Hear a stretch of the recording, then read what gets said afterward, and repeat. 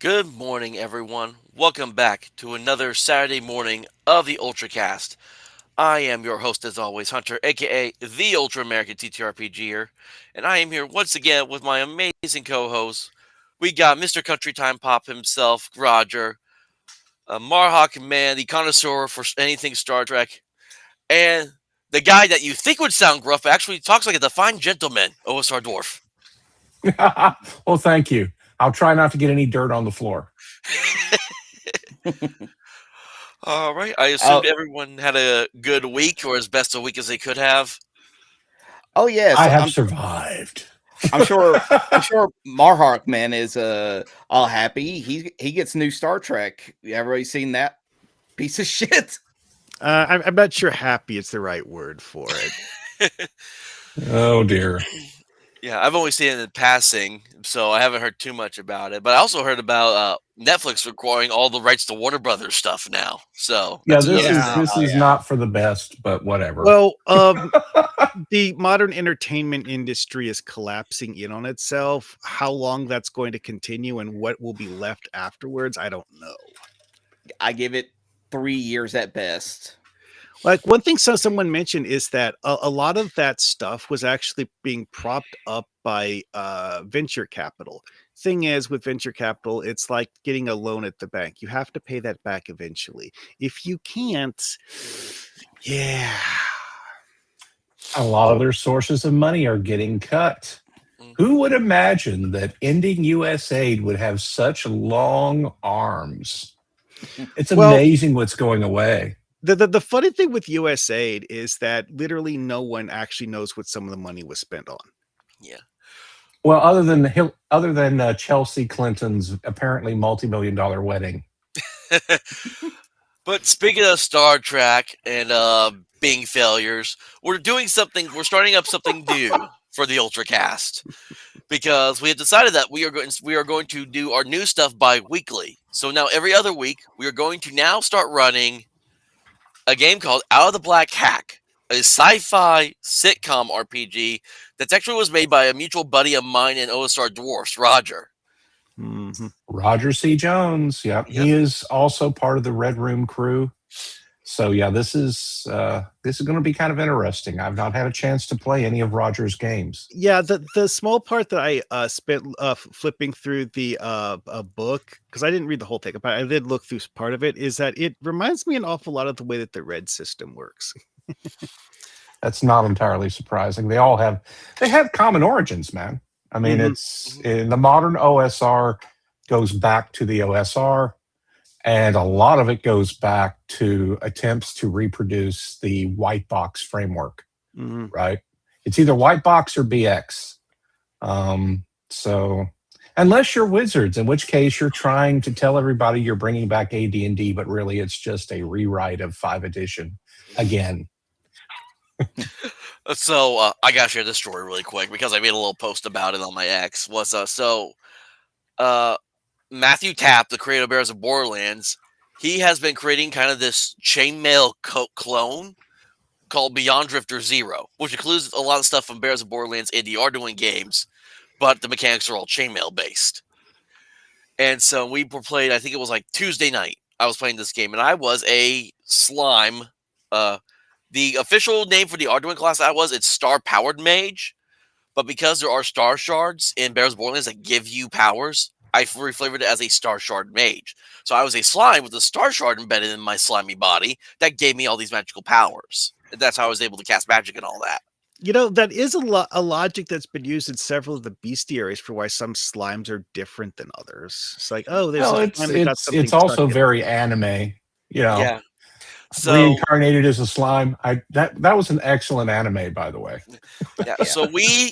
So we're actually traveling with like it's almost got a Spelljammer vibe to it because we're floating with these pirates, but it's a ship that's built into like a an anglerfish. I forget where the concept came from, but there's these like fish ships that exist in like fantasy artwork. And it was kind of like, well, this is what the pirate ship we were all riding on was like. And we came across this tower by a lake. And of course, the tower is pretty tall, but when you walk inside it, it's bigger than it appears on the outside. So we're now walking around through this maze of a dungeon. We came across these black and yellow robed mages. And they give us a story about how they're trying to find like a scroll and stop some bad people. And we decide we're going to help them to mutually benefit each other to try to get through this dungeon maze that we're in this tower.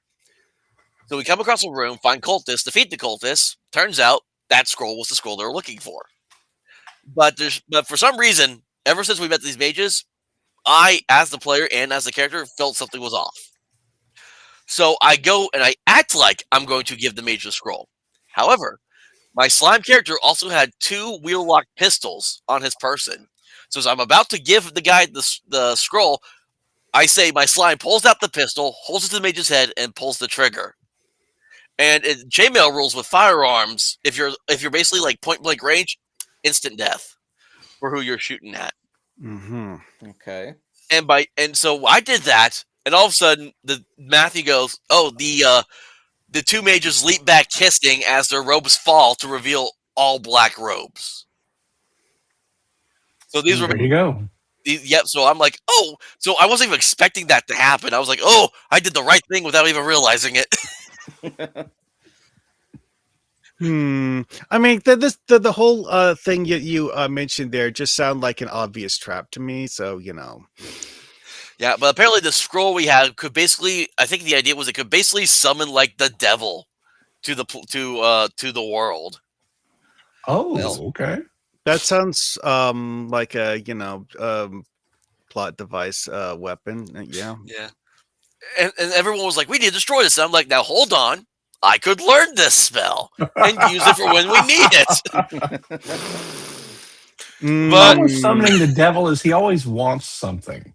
Yeah, that's exactly what I was going to say. It's like, so what's the material components to cast this? I don't think that, and we don't use material components. Since I'm using an Arduin class, I'm using the Arduin mana rules, so I have to spend mana to cast spells.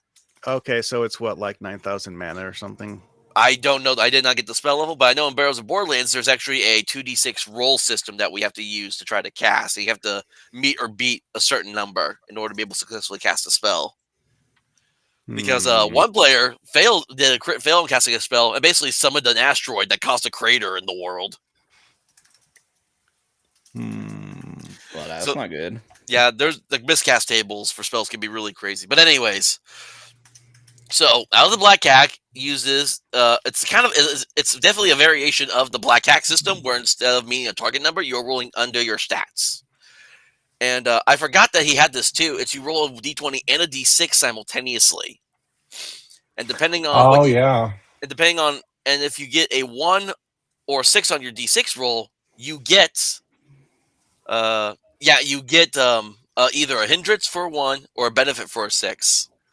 Oh, yep, Thunder Turtle knows exactly what I'm talking about because he is part of the Barrows of Borderlands server. Glad that you could join us. Yeah.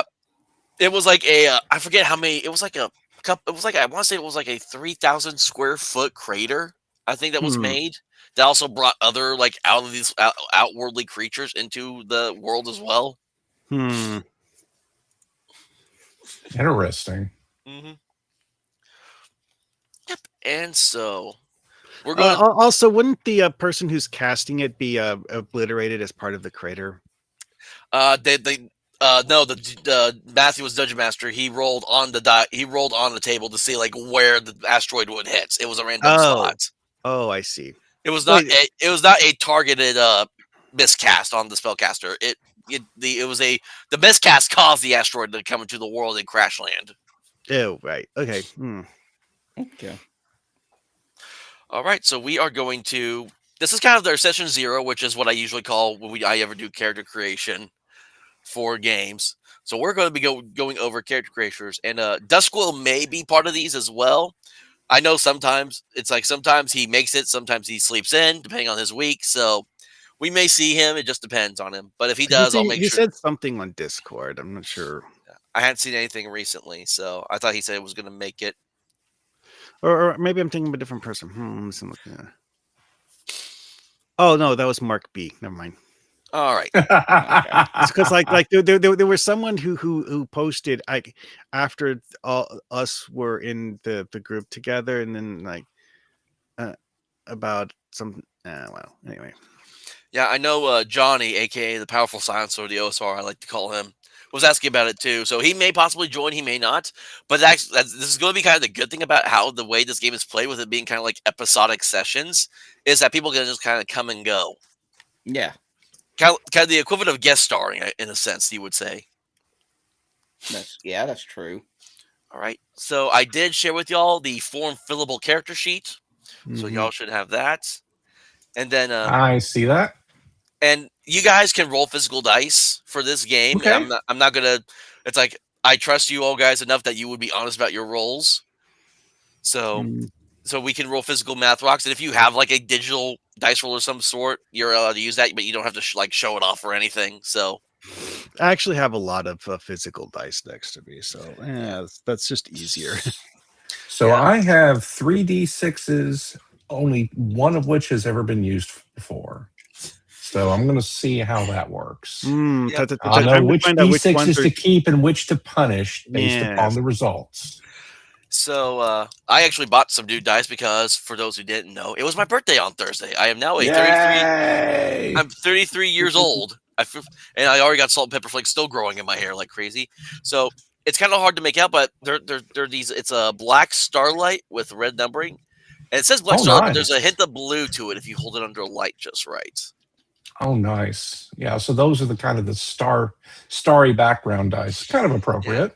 So yeah, I dated myself for a dinner on my birthday night. I just went to a Mexican restaurant.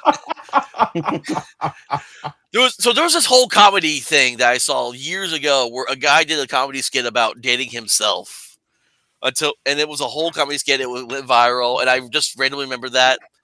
And it's like I don't bother with much dating these days, but that's a story for another day.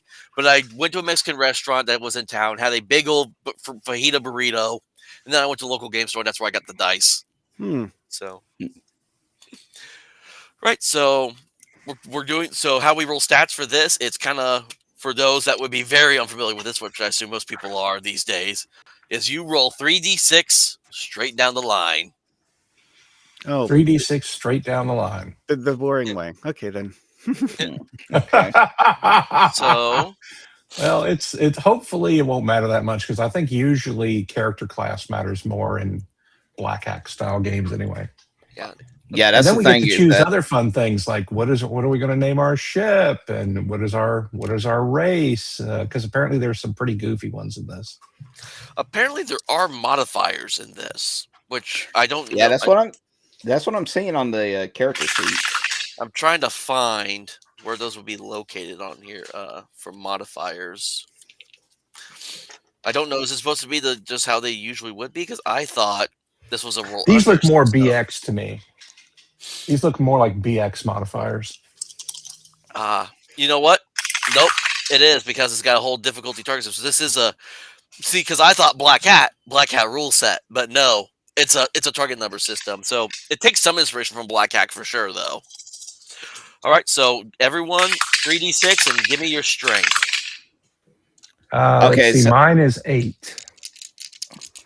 Okay, so we're rolling the 3d6s, and no matter what, that's what our strength's going to be, the dex, and so on and so forth. Bingo. Yeah. Gotcha. Okay. Because like one of the old ideas for character creation was you roll for your stats, then you choose character classes to suit whatever stats you rolled. And I rolled a 10 for strength. Okay. I got 9. Okay, so So we are all weak, which is fine because this is sci-fi comedy. To be honest, 10 is and 9 are actually just like kind of like they're theoretically like average, which isn't what you want for a character who's going to rely on that. But I if don't you- know. We haven't actually looked at the character classes yet. It could change. So if you are a 9 or a 10, your modifier is a 0. But if you are an 8, you're a -1 modifier. Yep. There we go. Yep. My first negative. Yeah, I'm trying Right. trying to get it because I tried putting the numbers in my sheet, but it's coming out blank. So I'm just trying to find. that probably just means you don't have actual fillable one. Honestly, I sent the fillable. I sent the Yeah, fillable file Yes, to the. Okay, it's working for me. Okay. So it wasn't working for Chrome, but it's working for Firefox. Oh, you're There you using go. it through a web browser, not through an actual like PDF app.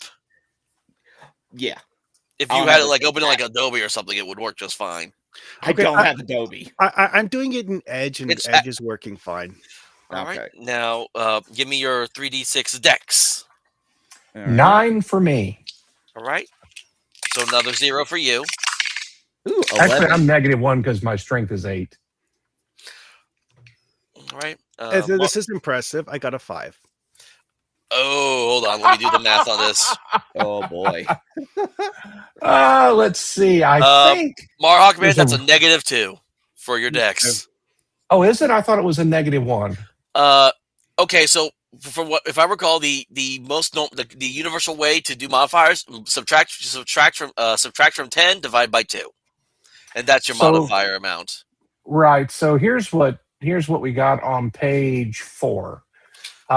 2 is a -3. None of us are going to have 2, so we don't have to worry about it. Oh, Three- okay. So I didn't even see that was there. So thank you for correcting me. So we'll use this one then, Yeah. and then so -1 for a 5. Yeah. It does make it less terrible. It does. That's but- fair. Okay, if that's the case, then what would be like the modifier 11 for like our is- strength is still the same? If you are a 9 through 12, you're a 0 still. Oh, yes. okay. I just looked Ah. from the chart. I am like 1 point above having a -2. 1. Yeah. Okay, so even with my Don't 11, I'm feel still bad at a about it. 0. I'm sure you won't be the last one, dude. Come on. You won't be the last one. All right. Now, roll for Constitution. No, this is gonna be funny. Oh, I actually got a reasonably good roll. I got a 13. All right. I'm so that gives +1. 15. +1 for you too. Oh, wow, got- dude. You did better than me. I got 11 again. Another 0 for you, Roger. Son of a bitch. And since we're on Constitution, hit points are always. We'll go ahead and start with the average because they will change depending on what you pick for your other class features. It's 10 plus your modifier is your starting HP. Okay. So that'd be the current HP that is on here, or the max. That's your starting HP. It starts at 10 plus your modifier. Yeah, but I'm saying is that do we put that in the max or That's current? currently our max. Because Yes. current would Okay, be that- whatever it that's- is in game. So, That's like, what if I you was get hit with figuring something out. and lose 2 hit points, your current hit Yeah. points would be 2 Well, less. okay, so like max okay. hit points for me would be 11, and current hit points would also be 11. Okay. Yes. Now, again, when we do classes and all that and race stuff, I think this is a race as class kind of thing. It looks like, so Okay. it's all Yeah. bound to change. So we'll see how that goes. All right. Roll for your intelligence. Let's see how smart you boys are. Just give me this. Oh, I'm okay. It I was got a a 10. Oh, It's Jesus okay. Christ. Roger, What? what you get? I got a 6. Ah, well, So minus you're one. -1. So you're not. It's like so you haven't gone full retard. I was about to say, don't worry about it, man. Like I said, there's going to be other 6s and 5s. As long as you don't roll two 5s or less. If you roll 2 5s or less, Roger shows you guys some mercy and lets you throw away your array and start over. But All right. Let me see. Sorry, I'm just double checking stuff. All right. Roll for your wisdom. Yeah, 10 again. oh, this was not good. I got a 5. All right. So -1 for you for wisdom. I am not very wise. I got a 14. Okay. Ooh. So Oh, you there get you go. +1 wisdom. So you're street smart more than book smart. Hell yeah. So what was that? A +1? Yes. Nice. 13 to 15 is a +1 for your modifier. And then last but not least, let's see how much Riz y'all have for your charisma. Give me max. 12. 12. Okay, that's 0. I got a 6. Okay. I will not be the diplomat of the party. I got a 10. 10, so 0. And then for Yeah. the 6, it's -1. Yep, there we go. So my array right now is 8, 9, 13, 10, 5, 6. Yeah, I have a very, very middle of the pack on most things. Yeah, this sounds like a very just an average starting party for the most Mhm. part. Yeah. Yeah, I got a 9, 11, 11, 6, 14, 10. So you're slightly above average. Yeah, that's actually nice. You got to bear in mind, dude, I only have one positive and three negatives. So I am like a total of -2 overall. So, Ooh. yeah, like I was saying, I mean, don't worry about those occasional low rolls because believe me, you won't be the only one getting them. Yeah, yeah, like So, my stat average is slightly above 10. all right. So some other things we're gonna do is so this game we there is a luck ability stats, which you roll a d4 and add 2 to whatever that d4 roll is. Okay. And let me look at how luck works again because I know I was reading over it earlier. We all start with 1d4 luck points. Oh, and then this one, but on the when I look at character creation, it says 1d4 plus 2. Hmm. Well, it depends on your charisma score, right? Hold on. It says 1d4 plus 2 or modified by class. Okay, so yeah, just roll 1d4 and then add your charisma modifier to it, and that's how much you'll start with. Oh, so in my case, 3. Okay. In my case, 2. Let's see. I got. Oh, I rolled a 4. Yeah, there you go. All right, You're a and little luckier than the rest of us. then Did you can anyone actually have a positive charisma modifier? No, I'm a -1. yeah, and then luck roll your luck points you can spend to re-roll a roll. But however, is if you do that, you have to accept the reroll as the final Mhm. Yeah. roll. And then up next we have there is an evade stats. Let me look at for that really quick how that's defined. How it defines evade. I think Char- evade oh, and initiative are tied to dex, kind yeah, of like in 5e. evade is your character's natural defense to dodge oncoming attacks. Start with a base evade score of 11. Then the character adds her dex score to calculate her evade total. Evade replaces traditional armor class. Mhm. Okay. So Gotcha. instead of like having like a special like spacesuit you wear to like protect yourself more, it depends on like how fast you are to avoid the oncoming attacks. Mhm. All right. So it's 11, and then add or subtract your dex from it. So in my case, 10. Yep. Well, it's your dex modifier, I believe. Yeah. Yeah. So if you have a dex of 0, well, it's a so. Oh, do you have a minus? Oh, yeah, you have a -1 dex, so it would be 10. That's right. Oh, there you go. Yeah. Fortunately, my dex is low average. Mhm. Of course, it would have been more fortunate if I'd have had an 18, but the dice did not roll that way. Right. And Uh, then hold on, I'm trying to find see because it looks like they have species in here, but I don't see classes. I could Unless be wrong, but I think the species are the classes based on my reading. Let me take Mm. a look. yeah, it's just weird because it has species listed on one side and then class on the same line too. So I wasn't Oh, sure okay. if there So was you supposed to choose a be. class. See, yeah, it's human. Race is class because says you choose a class, but then all you see are the species. So you're a human, or you're a simulation, or you're evolved, which is kind of neat, or you're an artificial. And of course, I, it leaves I, I, options to create other things. I gotta go to the bathroom quick. Be back in a few All right, minutes. you're good. There is a rank and profession table. Maybe you put that down for your class. Mm, they actually have a separate thing on the character sheet for it. Yeah, that's why I'm confused about why it's got class and species listed as separate things. But there's That's a good point because it looks like in the game they're the same thing. yeah. Oh, yeah. But then again, if you go to the rank and profession table that's on page 20, it gives you all these different professions, but some of them it I does refer to know. them as class. So If that's you why. go to page 37, which is the PDF version of the character sheet, Yeah. it has the same mistake. So never mind.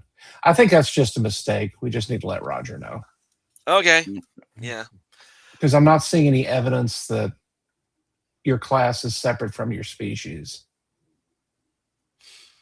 Yeah. Because that's what it looks like. Because you got human, simulation, the evolved, the artificial. Yeah, just those 4. Okay. So it's basically you're either a human, a hologram, or some sort of a your holographic life form. The evolved looks like just any kind of alien, how you want to define that, and then basically a robot is the artificial. Yeah, because if you look at like simulation, it talks about a class hit point bonus. So Yeah. So I don't know why there's a species thing quite involved, but if you choose a species, I guess it is your class. Anyway, I'm not gonna nope. Oh because yeah, because under human I see class hit point bonus. It's all the same. So yeah. So did you want us to pick our class next? yeah, let's go ahead and go over you with y'all one at a time really quick. So we'll start with you. You can start with you, dwarf. What class or race do you want to be? Let's see. I'm going to roll a 1d4 and pick whatever the dice tell me to take. I rolled a 3. What is the third one in the list? That So is the human would be evolved. number. Oh, okay. So I am an evolved. That's going to be interesting. I need to decide what kind of evolved I want to be. I don't know that I have to decide that right now, but This is, I like that idea. So basically, whether through millions of years of evolution or perhaps as a result of an experiment or radiation leak, you advanced from animal life to the state of a bipedal humanoid. Okay, all right. that looks interesting. Okay, so for your strong attribute, because you do adjust, if you could choose 1 from Constitution or Dex. If either is less than 12, you can raise 1 to 12. Okay, so I think since my constitution is already 13, I will raise my dex to 12. And then on one of you can add additional +2 to either strength, dex, or con. Okay, and I think under the circumstances, I will add it to dex because that will give me a 14, and then I will get a positive modifier. Okay. And then you get an additional +2 hit point bonus Oh, sweet. at I first like level. that. And then your hit die is 1d6 per level. And then there is an armor point system in this, but the armor points, if I recall reading it, it reduces the amount of damage you take more than like if they're able to hit you or not. That's how armor points Right. works. And it So my says natural attack damage is 1d4 or by weapon. yes, your armor point says none or by natural or worn armor. So unless you get armor at some point in the start, which I don't know if there's a starting amount of money you all get because I didn't see that. It's a very good question. Hold on, I'm looking here really quick. Yeah, I don't see anything in here about starting money. You guys may be starting off as just like broke smugglers or something, and you're trying to get a ship or something. That may be the first pilot episode. All right. So let's see. Then you got your attack damage. You said 1d4 or by weapon 1d6. You get Yeah. you take your wisdom and int increased by 1, but your constitution decreases by 1. Oh dear. Well, that's bad. Ah, well. You win some, you lose some. Then you do have some special abilities, which are Yeah, I see that. Connoisseur, Feral Quality, and Lucky. I Let's like see. that. Connoisseur, basically you get an advantage on all checks to locate things of value. Pick one particular area of interest for your character, such as clothing, collectible trading cards, or food rations. You have a sizable collection of such things. I think I will be a connoisseur of. Oh, I have an immediate thought. It would get me a a funny bit right from the offset, but maybe not. And we might want to keep this G-rated. So, I mean, we could go like PG-13. so my thinking is that he is an evolved dung beetle, and so he has a poop collection. Oh, your character gets to use the one shit word for a PG-13 rated show. I will allow that and give you a starting funny bit for that if you want. Okay, I will do it because that will give me many opportunities for humor along the way. And then for your feral quality, Let me roll my d6. yep, it gives Let me you roll my d6. a very Okie special dokie. trait. Let's see. I got a 3, so I have a prehensile tail, which is weird for a dung beetle, but okay. I'll work with You it. can grab things and even attack with them. No strength bonus to damage, and he actually involves fine motor skills is performed with disadvantage. Let me suggest this. Instead of a prehensile tail, let it be prehensile antenna. Well, I was thinking something more akin to like how scorpions have tails. Hmm. Yeah, but Yeah, he's humanoid dung beetle. That wouldn't really make a lot of sense. But I would be okay with the antenna. I think that Okay. would work in exchange. I mean, game mechanically, it will be the same. So Huh.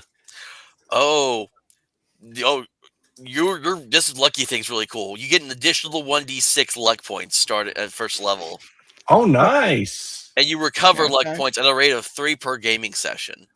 Oh, my goodness. Oh yeah, that's right. Doesn't luck like not just automatically refill or something? Depends. I think it depends on how low you are. I recall. I'll have to double check. My Hmm. roll gives me an additional 5 luck points, so I am now at 7. It says the evolved can give their luck points away to teammates in need of luck, allowing their teammates to get additional rolls as well. They usually do this only if they believe succeeding would in some way help them. An example is, will you get me the cheese? I like the cheese. Please, the cheese. Or, given my particular connoisseur, Oh, Dude is- no. dude, can you smell his poop, please, and tell me if it smells like this or that? I can't reach his poop. Can you retrieve it, please? I'm already coming up with ideas of like what I want like my character to be and all that, and immediately my mind is just jumping to. Well, I'll say it whenever we get to me making my character. Oh, I see. Like the rank and profession table is kind of like what you would have instead of character classes. Yeah, you could just. Well, no, there is a rank section, though, below where the class is. So we think that's just a mistype. But that's only if you choose the human or simulation. So roll for your random background, Dwarf. Random background, right. So that's a D20, right? D12, actually. D12. Oh, okay. No worries. So let me grab a D12. And The poor D12 that really gets used. I mean, you're basically just choosing from a list, and the list only has 12 entries. I rolled a 10. When a young man pushed an elderly person out of harm's way, a canister containing a radioactive substance hit him on the head and then broke open, spilling its contents onto you.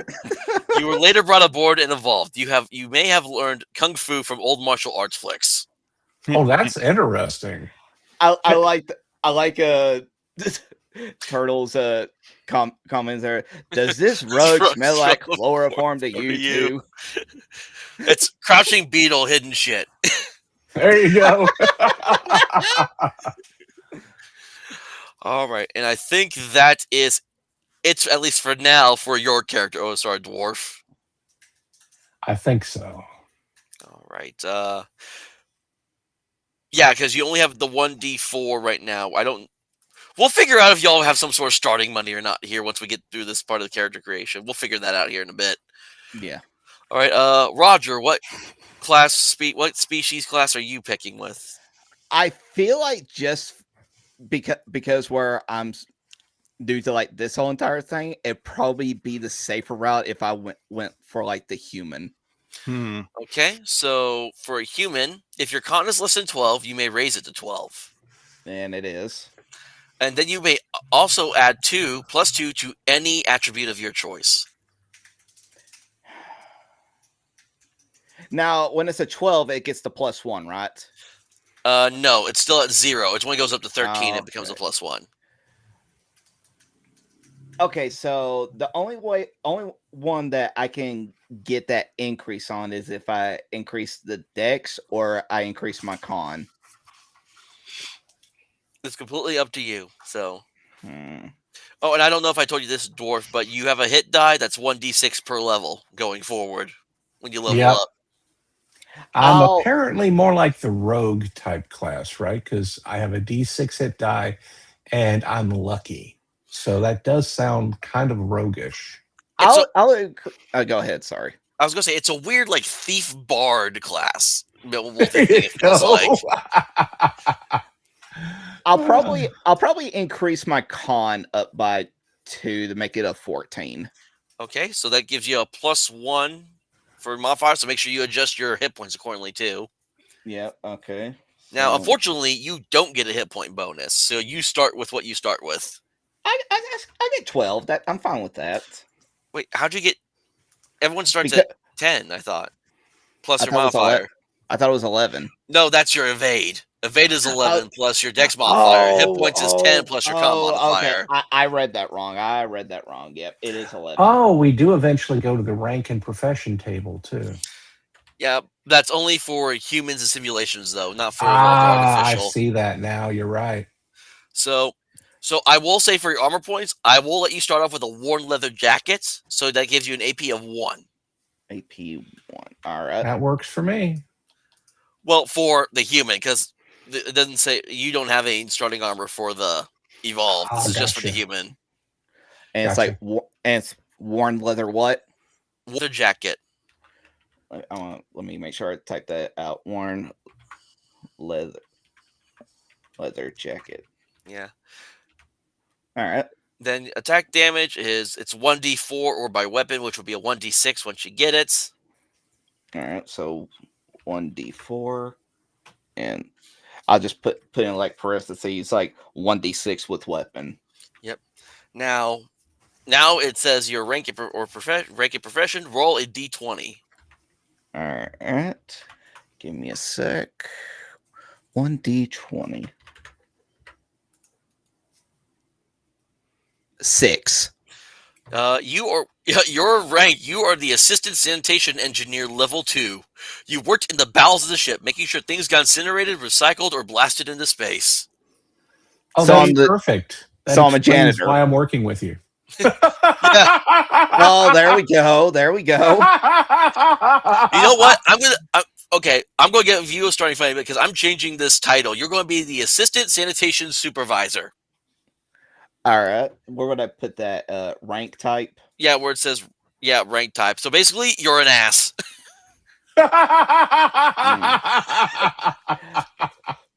I'll ask you to like type that out for me so I can type it out, and then I'll put like in quotes ass.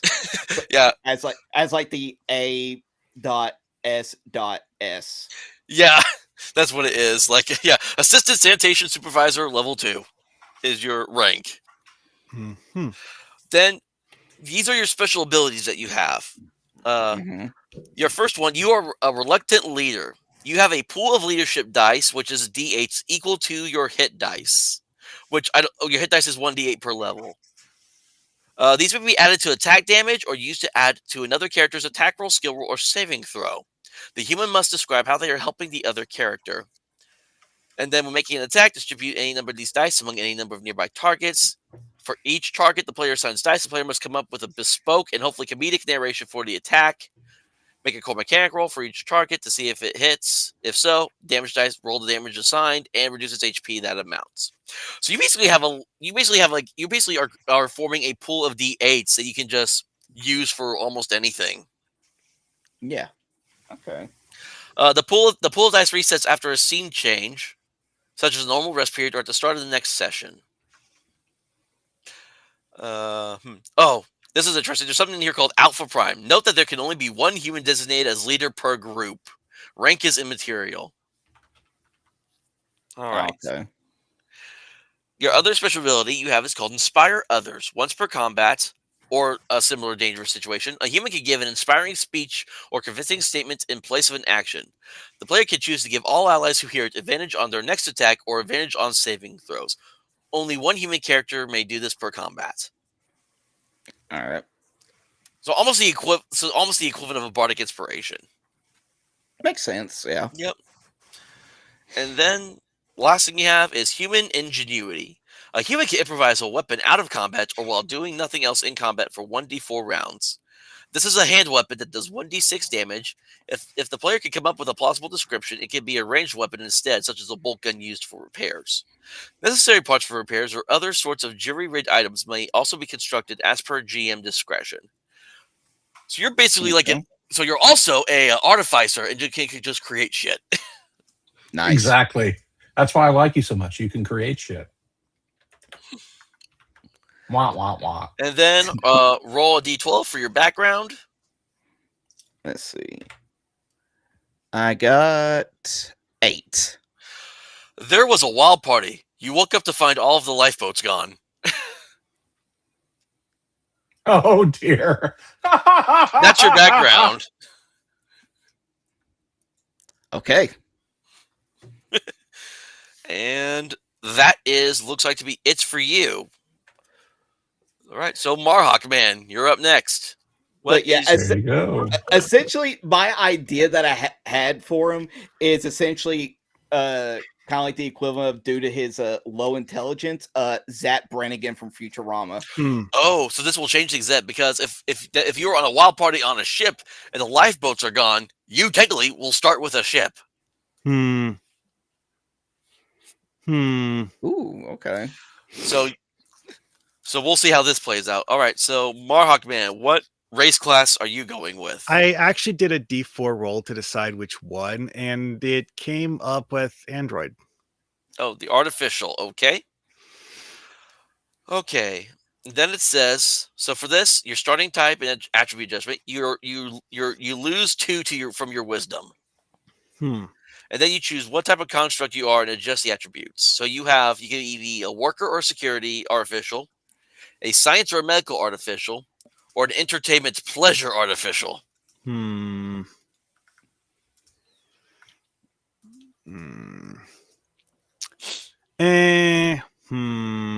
Given that my character has relatively good con.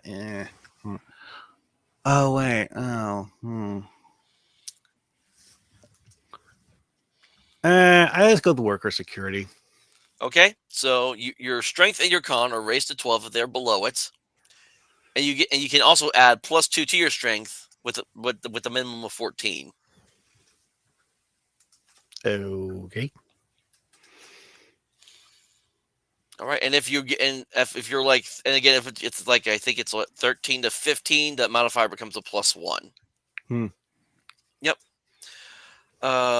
So for your hit point bonus, you get an additional 4 hit points to start, because everyone's at first level here. So Exactly. and your hit die is 1d10 per level.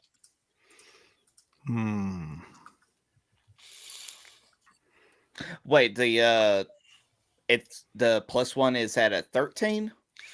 From 13 to 15, it's a +1 modifier. Okay, because I thought you said 14, because if that's the case, if you have a 14, it's a +1. Yes. Okay, but if it's a 13, it's a +1. Yeah. From 13, 14, 15. Yes. Sorry. That's what I was asking about before, because in that case, I'm going to keep my con at the 12, and I want to increase my dex to 13 to make it a +1. Okay. Yeah, that would be right. And then you adjust your evade accordingly. Yeah. All right. The artificial also starts with 4 armor points. And then if you happen to actually end up wearing armor for some reason that's higher than your 4 armor points, it would be replaced with that. And then the artificial actually, wow, this is kind of like almost like a strong guy. Your attack damage is either 1d6 or by weapon, which will be a d8. Okay. Then your attribute bonuses, you can either add 1 to strength or dex, but then you have to also subtract 1 from either intelligence or wisdom. Okay.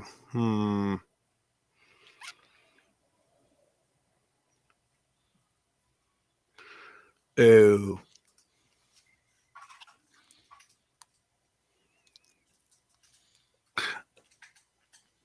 And this is one of those things where I have to get that. Mhm.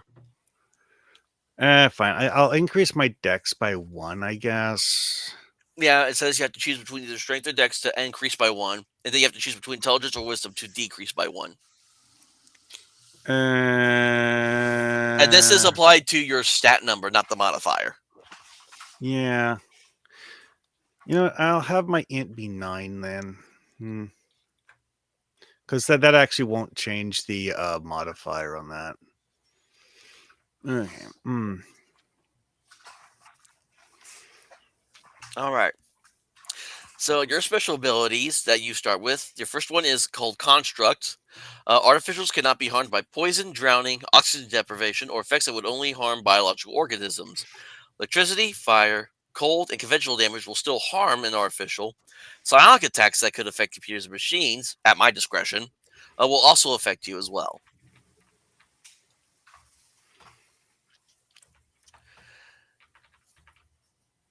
And then your second one is called Repair. The artificial is allowed to repair 1d6 hit points to himself or a damaged robot, device, or system once per combat. You cannot use this ability on yourself while in combat. However, you can use it on yourselves. Wait.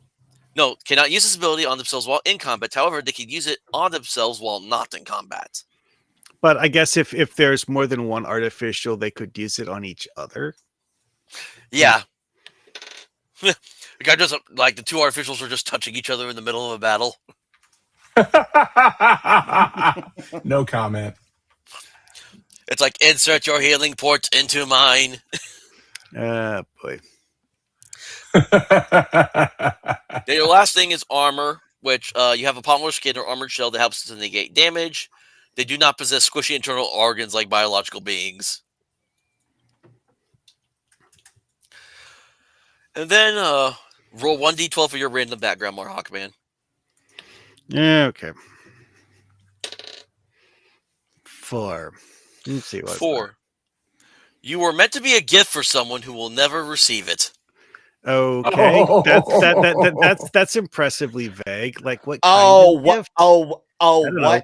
what if he was like down in like the storage, like underground of the ship and everything, and me and Dwarf here are the one that discover him. Exactly. So it sounds so far, because we know the human will be the leader. That's the way the game is set up. So he's the ass. It makes sense that as a evolved dung beetle, I would be working with him down in the bowels of the ship, probably, clearing poop out of, various sanitation lines or whatever. And we just happen to find you down here where you are like a forgotten and dusty piece of cargo. Oh, like you know what? That gave me an idea. Is I was just supposed to be someone's new personal assistant, and then they got assassinated, and whoever assassinated them just kind of like let's hide the evidence, and just like flings me and several other things into the garbage. Okay. So another thing, the thing we do next is you can either roll or invent a personality for your characters. Let me take a look here. It's on page 21, right after regular professions. Gotcha. Given my character's background, I think I will make up one.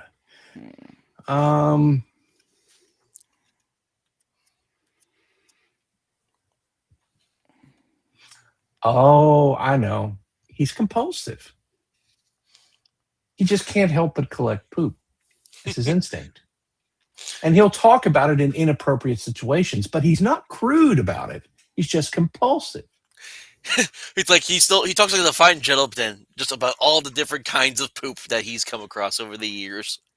Sir, I just want you to know I saw you eating something very interesting at that restaurant, and I wondered if I could collect your poop. I would really appreciate it. It will help complete my collection of poops derived from these kind of food types. I can only imagine the results. Oh, wow. so- Hmm. Their personality. Okay, so the dung beetle's personality is so the humanoid dung beetle's personality is compulsive. What about you, Roger? What are you thinking? Ass. He's an ass. His career was ass, and he is an ass. Like I said, I'm going for I want to go for the Zap Brannigan approach, where he's like dwarf's character talking about the poop is just like, can you smell this to see if it smells like this? And it's like, well, buddy, I believe that smells like poop. Hmm. All right. Let me see here, and then Morhawk Man. I actually got tight-lipped when rolling, and yeah, I kind of like that idea. So You are shy or not very talkative. I mean, if everybody else is rolling, I'll roll too. I mean, it gives you the option. You can either roll or invent one. So well, see, this is also one of those things where you can roll and be like, you know what, I don't like that. I'm going to re-roll it. I'm gonna roll just to see what I get. Okay, let's see what that is.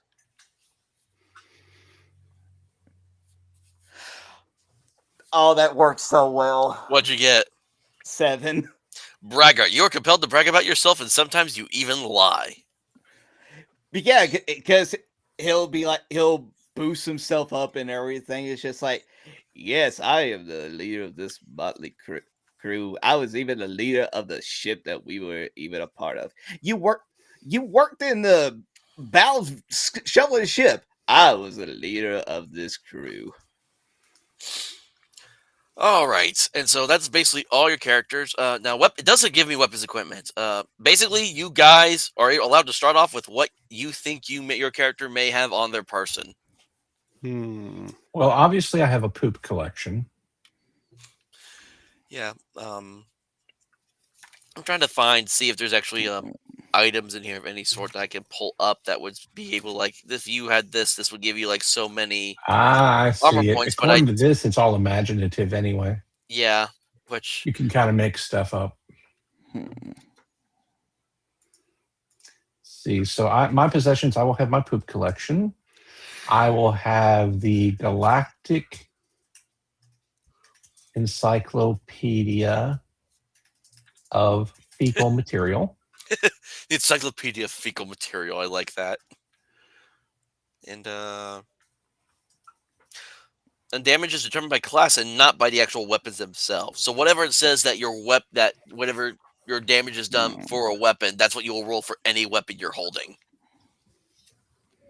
I'm trying to figure out what would be like the best kind of like quote unquote weapon that would go along with my character. Yeah. He doesn't really have like a shop list in here to be able for me to be able to get any actual ideas. So I'm going to have to see if there's like actually. Hold on. I bet you I can pull stuff from Cities Without Number to use in this game. Because most of this is OSR compatible.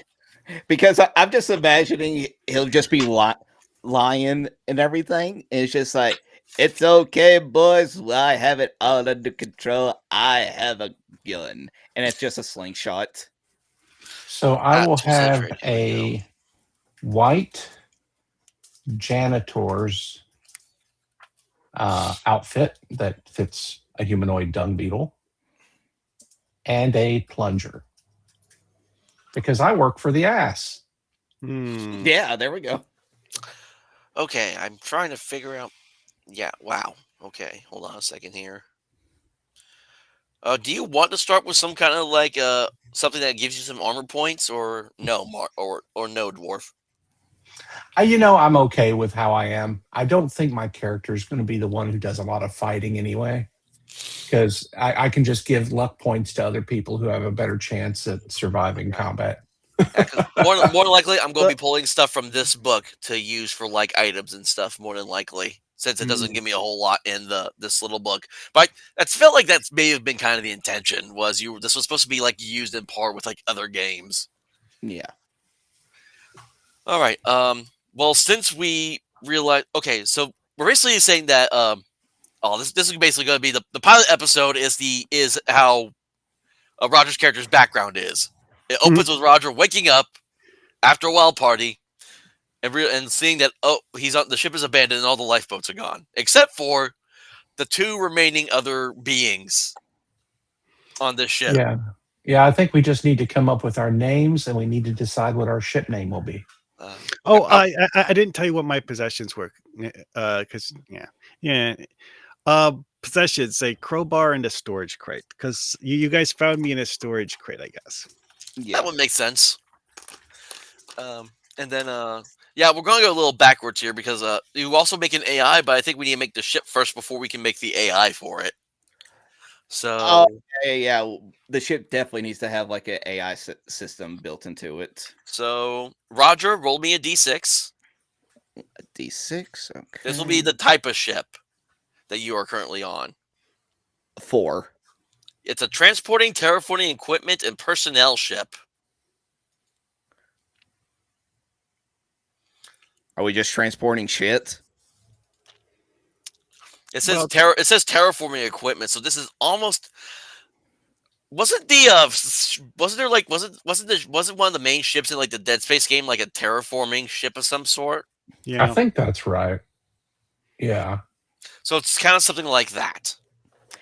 I'm just imagining that the ship is like a transportation vessel for like space farmers, and we're just bringing in like their. It does say equipment and personnel, so you would be transporting supplies and people. Then Marhawkman and Dwarf, both of you give me d12s. Alrighty. This will be, and then I'll combine them both, and this will be the ship's name. Oh, okay. I actually had a couple of ideas as well, but let's take a look. So my D12 roll is another 10. I got a 9. Okay. Hold on. Okay, so we got a 10. Hold on. He did this. This table is all statted out weird. A 9 then. So this is the Alabaster Dream is the name of this ship. So I had 2 ideas that I had for a name. One is that the ship was originally called Uppsala, which is an actual place in Scandinavia, Oopsala. But over time, the Ala part got rubbed off, and so it became the Oops. Another thought I had was that it could be the Neverlost, which would be ironic humor. But just whatever you guys want to do. What about, okay, I'm just picking this one at random because I thought, what if it was the Brown Titan? There you go. That works. I like that. Okay, so the 9 and 10 roll that we did would be either Obsidian Griffin or Alabaster Dream. Yeah. I'm starting to like the Brown Titan because I'm sensing a theme here. Yeah, I think Brown Titan's the name we're going to go for the ship. Now, there is a shuttle that is attached to... Go ahead. I just thought of something. Alabaster Dream could also be seen as a toilet joke. It could, as could the... I just think Brown Titan is more on the nose. Probably. Yeah. I like that. That's why. Or the Brown Bandit. The Brown Bandit. that's what we'll call it afterwards. There you go. After we get into our wacky adventures. It's like, have you heard of the crew? They're the Brown Bandits. Sounds like a freaking Western little gang. That's the name. No, that's the name of our Brown crew. Titan, and we could nickname it the Giant Turd. It's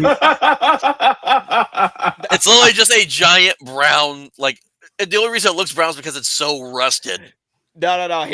Here's what I got. We are the Brown Bandits flying on the porcelain dream that carries us. The porcelain dream carrying around the Brown Bandits. Oh man, these are so good though. Is that what we want to do? The Porcelain Dream? The Porcelain Dream. That is kind of funny. the actual thing on the roll chart is alabaster, but it's about the same color as porcelain. So. I mean, that is more on the nose. That would make more sense to call it the Porcelain Dream. It's up to you guys. I'll leave it in your hands how you want to name this ship. So it's up to you guys. How do you want to do it? Do you want to do it Porcelain Dream? Do you want to do Brown Titan? I don't know. Well, I'm sensing so many like brown and poop jokes already. We need to come off a little bit more discreet about it. Like don't make everything the Porcelain Whale. Well, I mean, I honestly, that's kind of the reason why I like the Alabaster Dream one, because like when you think about it, it's like, oh wait, it's a joke, isn't it? But you don't like immediately like, oh, it's a joke. But like I said, I do like the idea of whatever it is that we get up to that ends up being like our crew name, the Brown Bandits. Sure. Well, also it's like if the crew name is the Brown Bandits and they're working out of the Alabaster Dream, you're like, oh. Okay, so are we just going to... I just thought of something else. What if whenever we get the AI and we have to name them, we name them Skeet? Oh no, we'll figure that out here in a moment. So, are we sticking with Alabaster Dream then for the ship name? I mean, that's fine because we gotta have a shuttlecraft name too. Yeah, which Roger roll D12, and then I'm gonna roll D12 for the other part of the name to see what we come up with.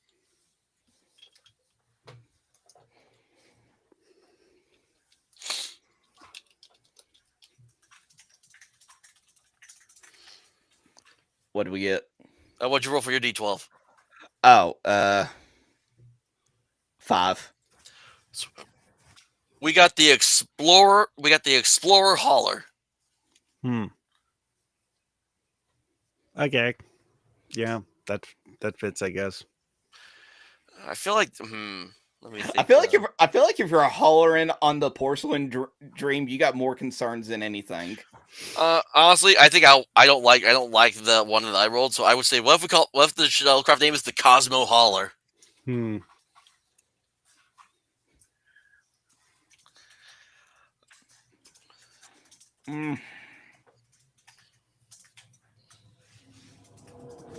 I'm not too big of a fan of that particular one. I'm trying to think of a. What if it was like a? What if because even though it's being on the nose, it's a big loader. Okay, there we go, big loader. Oh shit! Oh, I like it. All right, big loader's the name of the shuttlecraft. That's a part of your ship. Oh my goodness. Okay. Okay, here's what's on your ship. The contents and layout of most of the ship will remain a mystery until explored. Just like traditional games of fantasy dungeon exploring, the ship would have many unknown areas and surprises. Even if characters were original crew members, their initial experiences before the disaster only acquainted them with select areas. Current plans, schematics in any form are hardly useful with a "You Are Here" section, but no frame of reference as to what anything else is. The AI may provide a route or be able to direct your progress, but it's only if it's feeling helpful. There may be things that it's unaware of as well, such as blocked, collapsed corridors, hazards, etc. Its information is only as reliable as ancient planes and a limited number of working sensors. It also has somewhat of a glitchy memory. Now, depending on your character, you start with these following areas. If you are a human, no matter your profession or rank, your knowledge and access was confined to the personal quarters, the mess hall / common area, and then one or more areas pertaining to your work duties or functions. That would make total sense. Then it says, in addition, you may pick one area you may have visited once or twice that would normally have been off limits. If you can articulate that you once had a romantic rendezvous in engineering or on the bridge, you may recognize that area again. It gives for an example. Let's be honest. No woman on that crew is want to have any kind of relationship with the ass.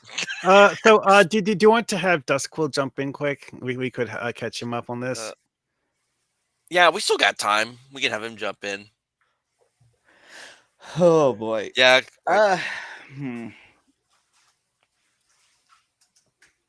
So I'll let you pick out whatever random area that you think you would be. And while you're thinking about that, for the evolved Yeah. dwarf, your knowledge is confined to the personal quarters, the mess hall / common area, and then you pick one area you are perplexed by.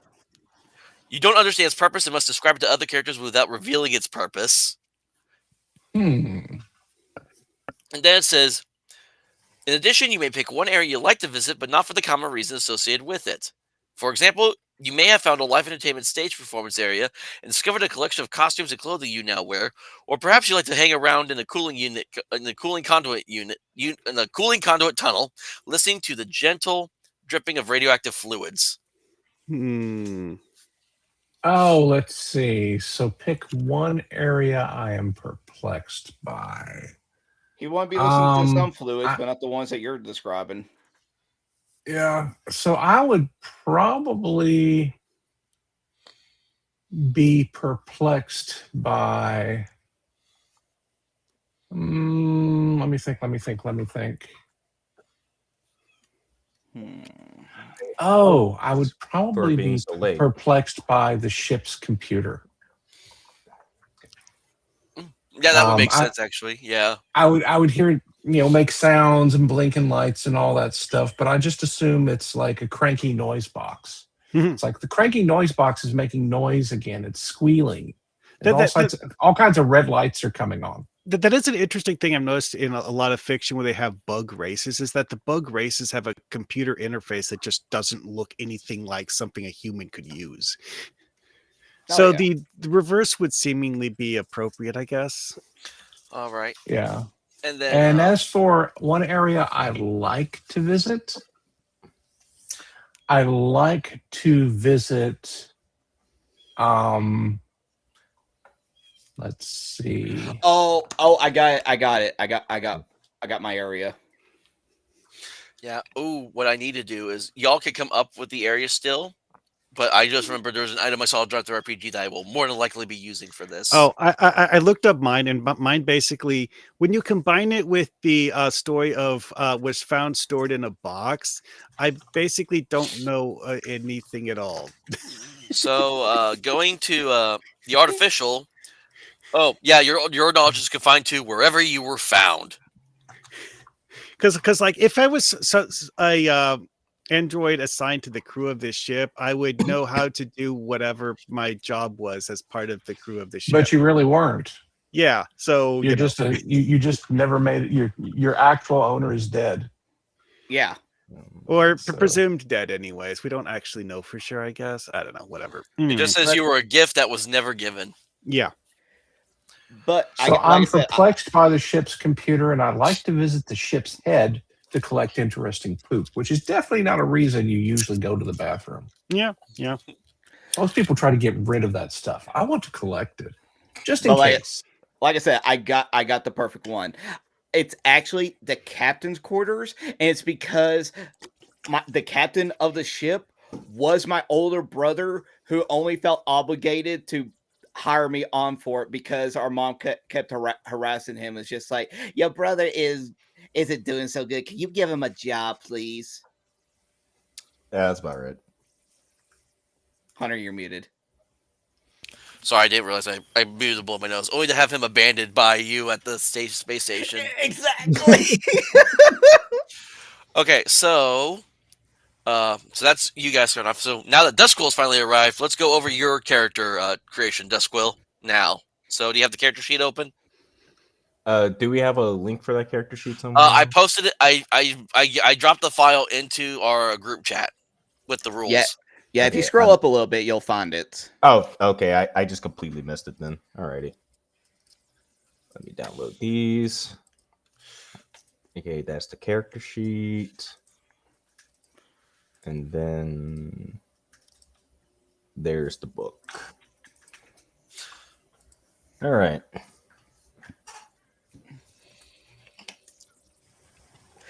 Oh, and like, Hunter, you were talking about what my actual rank was supposed to be. Yeah. He specifically changes it just so he could have the anagram of ass because he doesn't like me all that much. I just thought that was funny. And I don't know if you wrote it down, but you can start with a funny bit for that too. I don't know if you marked that down or not. I don't know how you would mark it. There's a funny bit section Yeah, I where they think like that- points. I think that's basically the equivalent of inspiration points. So Yeah, so you just mark like. Actually, no, it does say in here on funny bits. Funny bits, yeah. Funny bits. The character should be rewarded for doing or saying hilarious things. Funny bits are a type of meta currency earned in such situations and act similarly to luck points with a few differences. You get use whatever the maximum a player can have or earn in a session is 3, but they can carry over to the next session. Spending 1 funny bit allows a reroll on any extra save, keeping the better roll. Spending 2 allows an automatic success. Spending 3 on 1 action indicates a success with the best, most epic, or hilarious outcome, and then the player is to narrate the action if possible. Okay, so these are kind of like the same thing with the luck points in a manner of speaking. Just a little better, yeah. Gotcha. And then, but you can also wager your actions to receive one. A player can request that if they fail a roll, the character experiences a funny but unfortunate consequence in exchange for a token that may be used later. But if you succeed, which is failing to wager, you would have to forfeit a funny bit. You can also elect to voluntarily fail a roll for this purpose to receive one. The purpose of the roll must be for something that was required or a combat roll, not simply a mundane task. Okay. So there's a few different ways you can earn funny bits. So, all right, do you have the character sheet open, Duskwill? I do. Okay, so do you have dice on hand?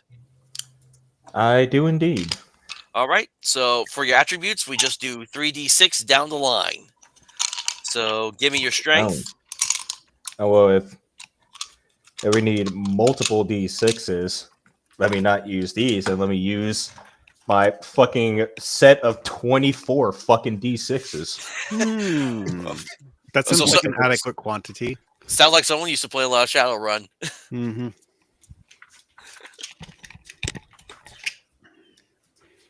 Well, as Actually, someone my who- bad. It's a set of 36 d6s. As someone who used to play Pirates of the Cursed Seas a lot, I actually have a box somewhere that has like 100 of those little mini dice in it. Yep, that's what I got. All right, so give me your strength roll. They say Attribute. 3 d6s. Yep, 3d6s.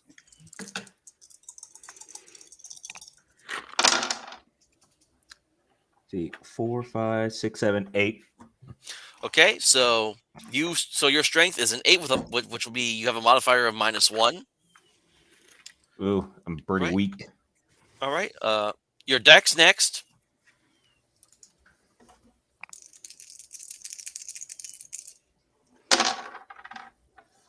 Four, 5, 6, 7.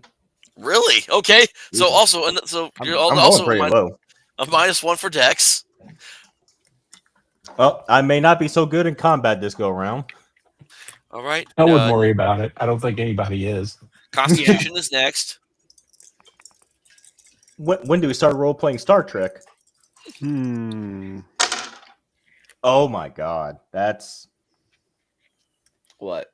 for 4. 4. Oh, So, my god! so your Constitution is a -2 with a 4. Holy shit. I guess I'm going to be Mr. Reddit this go around. All right. Well, The modifier is what? -2. -2. Okay. Right. Next is your intelligence. Like I know I'm unlucky when it comes to dice. I've never been this unlucky. Holy shit! You're gonna fit in just fine with this crew. Yeah. Just don't roll another 5 or less. I swear, guys, this is rare to happen.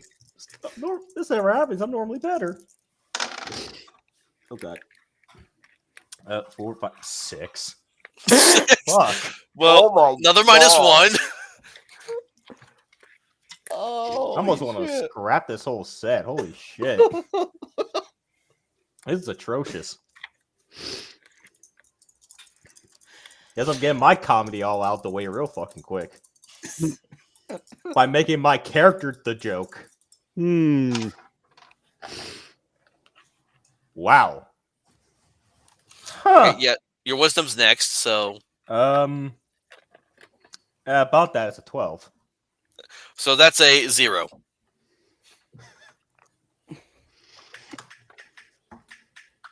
That's interesting. I guess you have to learn to survive somehow. What's up, Spartan? Yep, we're doing character creation for a bi-weekly game we're going to start doing. Charisma 7. That's a -1. Another -1. You can. It does say if you roll more than one result of 5 or under, you may choose to scrap the whole set and re-roll from the beginning. I only got one that's -5. That's below 5. Well, 5 or under. No 5s, just a 1-4. Oh, Well, okay. I'm not even sure how to even play this character. There are there's some of your stats can increase when you pick your class. I think I saw that is an interesting humans, thing is if that they don't have a constitution of 12, you can raise it up to 12. yeah. So certain of the class things will actually just like set one of your stats. It's like, you had a 5 in this. Oh, it's 12 now. Spartan's asking like what system, what campaign type. This is this is Out of the Black Hack, and it's a science fiction sitcom RPG. So think like Spaceballs, Hitchhiker's Guide to the Galaxy, that kind of stuff. Spaceballs, the tabletop game. Mm-hmm. Yep. So let's keep that for now. Let's see. So you have 4 options because it does. This is kind of a race as class thing. So you have you can pick either the human, the simulation, the evolved, or the artificial. The simulation hasn't been picked yet. All the other ones have so far. Then let me see what simulation's all about here. +2 to any attribute, including con. Your strength is treated as 0 in your starting simulated form. And your con HP total only applies to effects that might harm your project. Oh, so I'm like a holographic AI or something? Yeah. So having a really, really low strength stat doesn't matter. So, yeah. What if Dusquill's hologram is like a hologram projection of the ship's AI? Well, I think it treats it as 2 separate things. The simulation and the AI are not the same thing. Yeah. Okay. This is a holographic life simulation, not an artificial intelligence. And technically, Dusquill's character was alive at one point, and they're now deceased and brought back as a hologram. Did you remember that Yeah, episode of Star the Trek lore of the simulation is as follows. You're technically deceased, but thanks to the wonderful advances made in holographic life simulation, you can live on. Sure, you can't really touch anything and can only experience sensations that they're programmed into your projection module, but, oh wow, is it really that bad, isn't it? Well, you can still be a productive member of the crew, such that is. It kind of reminds me of that episode of Star Trek: The Next Generation where Geordi attempted to program a duplicate of Leah Brahms and then realized later on that he completely got the personality wrong. Well, what he programmed was his impression of Leah Brahms and what he wanted her to be. Yeah, I did think that was kind of an interesting take. Yeah. He had absolutely no idea what her actual personality was. He was He just gave her the programming in his personality he would like. imagination. So You know what kind of woman he would like. So actually, having the low stats is actually not a horrible thing for simulation because looking over some of your special abilities, you can't really be harmed by most attacks. And you know, it could be a rather interesting but funny setup that can actually make use of the wisdom be my highest stat. Yeah. What if my bit is that how would I say this? I'm like the very dry, morbidly sarcastic character that because the simulation is like so good at being lifelike that other people kept telling me to do things. I'm like, oh yes, I would if I was still alive. Yeah. Okay. So something I need to go over because we didn't do this because for the guys' luck points that already rolled for them, if your class didn't have you increase them for any reason, add 2 to them. Because I know the Evolved, they had a thing that their luck points increased by amount. Because it says it's 1d4 plus 2 or by class. So if your class didn't have a luck modifier of some sort, you can just go ahead and add +2 to your luck points. Ooh, that means I get the maximum amount, 6. Okay, so since you said that this is race as class, then where do I put myself being a simulation as? There is a class thing right there that you can just put it in. I actually Yeah, put but I it also into saw the species, box. so I'm like, so I It's- know. Yeah, I- we think that's a mistake on that thing because Yeah, okay. it's kind of like this is kind of like a BX clone in a sense almost. Yeah, that is a good point. So it has like 3 different boxes for class, species, and rank. But as far as I can tell, no character actually has all 3 of those at the same time. Yeah. Alrighty then. So write that Yep. down. Then And plus then, 2 to any attribute, Yep. including con. Your strength rate is 0, and your starting So protected. so your strength doesn't go down to 0; it's just treated like 0. What did you actually roll for your strength again? An 8. Oh, okay. Well, that's not too bad. Yeah. That's pretty much where most of us are anyway. Yeah. Except for me. What did it say about con HP? Total only applies to effects that might harm your projection. Yeah, and your hit points that you start with, it's 10 plus your modifier. Which is a D4. So I'm gonna grab my actual dice set here because it has a D4. No. on it. That's for no, this is starting hit dice. Yeah, okay. No, this is starting HP. You don't roll the hit die at the start. Okay. What was it again? It's 10, then it's 10 plus whatever your con modifier is. Oh, well then that's a -2, so that's actually an 8. Yeah, so Okay. you have a starting HP of 8, and then as you level up, you then roll a D4 for your hit points. Yeah. D4. Yeah, you have no armor points, and then you have no attack damage unless you're able to, except under unusual circumstances, then 1d4 or by weapon. Hey, if I put the +2 to my wisdom to make it 14, would that be a +1? Yes, it would be. Well, I'd rather have a +1 and fucking something here. Mhm. Might as well be the wise guy of the group since I'm already kind of going for that. All right.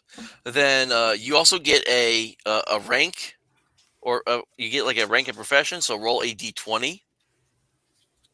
Alright. Hopefully I get something actually fucking fitting with all this. So this is kind of like a Warhammer Fantasy where you roll up your character, not really make the character. It's kind of pick and choose. I'm just having everyone kind of roll for the randomness of it. Yeah, like a lot of these are things that you could, in theory, just like, I want to make this and just go run with it if you wanted to. I rolled a 14. 14. Level 4 droid technician. You helped repair and maintain the small robots aboard the ship. When they got stuck in dangerous and or inconvenient places, they sent you in. Like that time with crewman Gottlieb. I don't know what that's supposed to refer to. But apparently you were a droid technician at one point. So I guess with my projection, so I guess since I'm a projection, I actually have like remote controlled like tools that I then let do the work or something. We'll go over that probably here in a minute. Yeah, my understanding with the hologram characters is that you can kind of sort of like mentally interface with computers or something. Okay, then you have some special abilities. Your first one is called Not Quite Real. Due to their existence as a holographic projection, simulated beings can interact with the real world using special drones, but cannot be harmed themselves by most physical attacks. They may be affected by electricity, some psionic attacks, or any effect that could disrupt their forms. They can also appear anywhere on the ship instantaneously, if the AI is feeling helpful, appear to walk through walls, etc. Outside the ship, they must rely on portable projection devices that may be damaged, or a projector on a shuttle. So kind of like that mobile emitter thing from Voyager, I guess. I guess so, maybe. Because then- inside the Voyager, they could in theory just like use like the ship's holographic projectors, but if he's going outside the ship, no, that doesn't work.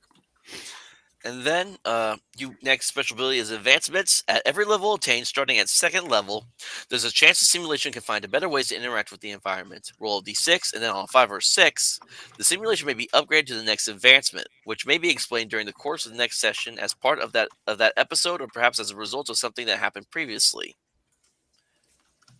And so, there's just like 3 different things that you would advance to, depending on if you succeed on the roll or not. So the first advancement would be projection rolls. Second advancement would be hard light hologram. And the third advancement would be robotic body. Like the robotic body though isn't really like you like having like a permanent body. No, it's just like you have a drone shaped like you that you can walk No longer around requires with. drones. A holographic projection is a holographic image projected around the robotic form. The character now functions physically as an artificial with physical attributes, hit dice, and damage. The simulation can still be projected elsewhere, such as in the case of the robotic body being destroyed, as long as communication with the ship's AI is maintained. But like also it's like if you just like wanted to like zip to engineering, you can still do that even if you have the robotic body. Yeah, May- you can. May have to convince the AI to let me do that, but Yeah, of course. But And then- that was like a thing with that particular gimmick anyways. I can imagine. I can depending on how the ship AI is, I can already imagine the relationship between me and the AI. So then your last ability you have is generate static field. You can generate a field that disrupts electronic devices, usually by walking through them. Versus a droid, robot, android, or other mechanized construct, the target must save versus difficulty 15 or be disrupted, shutting down for 1d4 runs. Particularly large or shielded constructs save with advantage. Oh, if I was actually good combat stats, I can really work that to being a good duelist type character. Unless you're, trying to fight rats, at which point the rats just don't. And I don't care.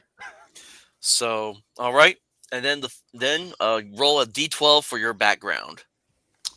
D12. All right, where are you? There you are. Never really had to roll up a character since last time I played Warhammer Fantasy, so this is actually kind of fun. To be honest, I actually one of my favorite things with Hyperborea was the Waves of the Boreas thing, which is just like a fast character generation table. Okay, so 11. You died, but when you were given holographic life, your personality was somehow merged with historical records of some notable historical figure or entertainer. You look Oh, like no. that person now and have adopted their mannerisms and memories as well. The AI has been unable or unwilling to sort this out. Oh my god! So roll. Okay, so here we go. Roll the d12 again for your random personality, because this may help you try to figure out what person you got brought back as. I was gonna say, watch I just be like fucking what would be a good one to do? I don't know, Napoleon, Adolf Hitler. Well, like let's Oh, let's, God, no. let's go with the personality thing and then find something that suits that. Okay. Yeah. Okay. Or- I or was is it thinking funny maybe counter- William Dafoe. Or is a funny counterpart to that, but whatever. Oh, actually, Stacey, no. Because of this, we could do Mel Brooks. or Rick Moranis, actually. Could be Dark Helmet. Anyways, roll the d12. Another 11. Calming presence. You have the ability to de-escalate hostile situations. Robin Williams. So you're Gandhi. And if you don't like it, you can always pick something else. So What even are the options? it's on page 21 in the book, where with random personality. It says you can roll or make up your own. But I was thinking like I was thinking your personality is based on whatever character you decided to be brought back as. Yeah, I mean- I was about to say, if you're the a calming personality I presence and you had- chose Gandhi, it would be hilarious. 'cause I then mean, you could have an the Indian personality accent. I had written down that I was wanting to go for was morbidly sarcastic but caring, and I'm not sure. Calming presence kind of fits with that, honestly. It's like you make jokes that are morbidly sarcastic, but you do it to make people feel better about the situation. Oh God, Yeah. I'm the black humor character. Yeah, there we go. Yeah. But wait, who did you get? What is your simulated form? Who do you look like?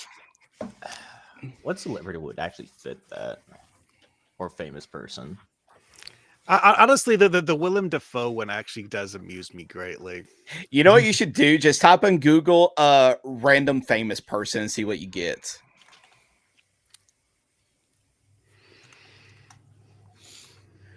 I'll do it just for shits and giggles.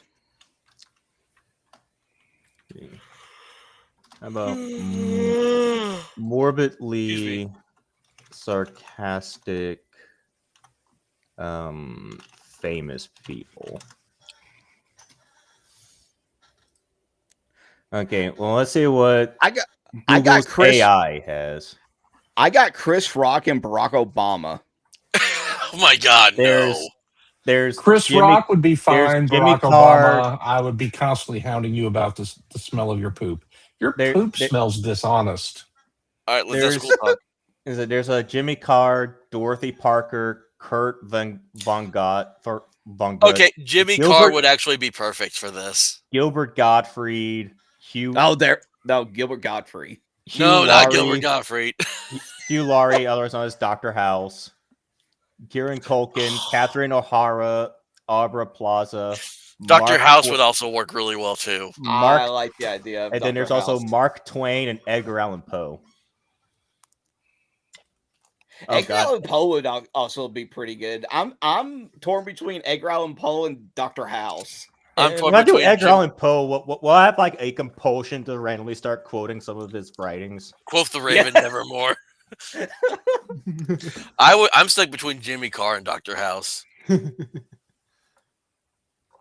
Well, then, like the reason I go for like Edgar Allan Poe is because where he has like where Dusk was talking about the whole thing of the little morbid humor kind of thing, and what's more morbid than freaking Edgar Allan Poe?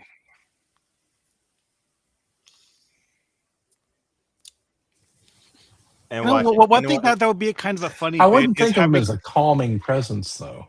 Well, see, Edgar Allan Poe though is the kind of thing where you like have like this silent dread, but it's not like an active like panic. No, an Crew. interesting way of building There's tension. no reason to be in a panic. We're all gonna die. It's not that big a deal. Yeah, it's sure called Dusquill. So Yeah. See, look at me. I've already died, and I'm just fine.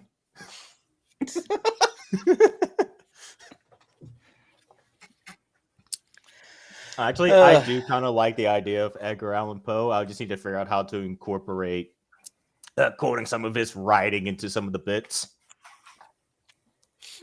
Which that sounds All kind right. of fun.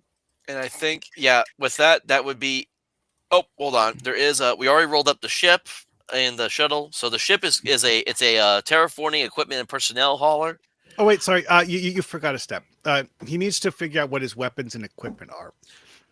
But he's a simulation though. He can't really use that many weapons or equipment Well, because I he can't mean, really touch The only thing much. close to equipment I have is just those drones that interface. Yeah, with. like so like I guess you would like have like a scanner drone or something or whatever.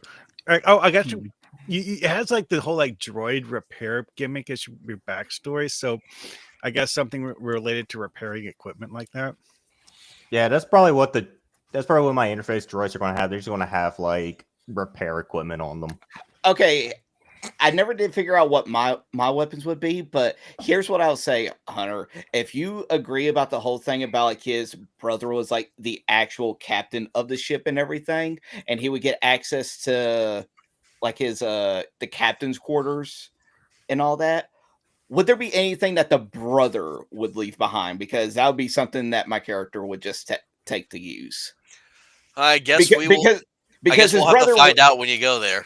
Okay, because his brother wouldn't actually trust him with like anything. Like I said, he just gave him the job because his mom pestered him. Was like, give your brother some work. He's down on his luck right now.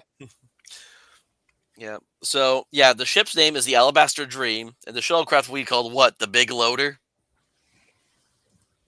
Yes. What the fuck? Yeah, there's, There's a a whole lot. there's, There's there's a a lot whole. of poop innuendos throughout this whole thing.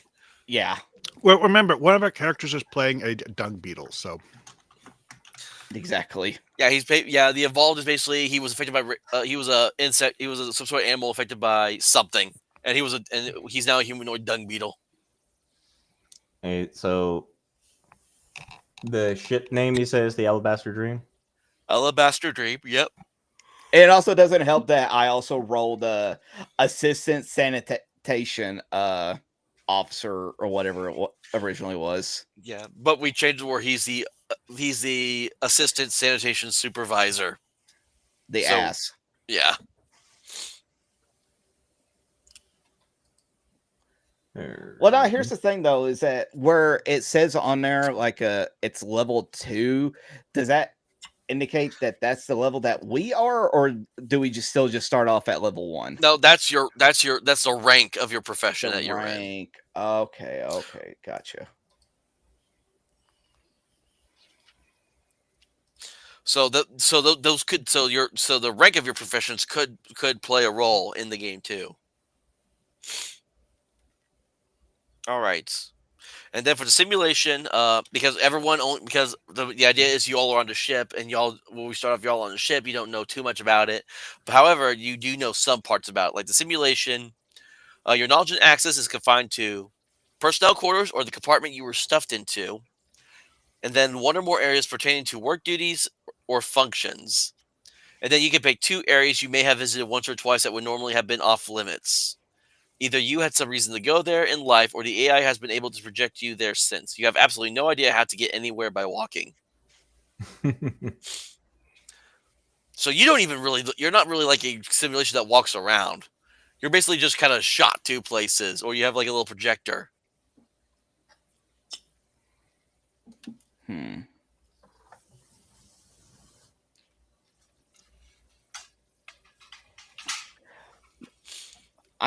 I'm also curious to just like how, like what everybody's names are going to be. I already got my character's name picked out.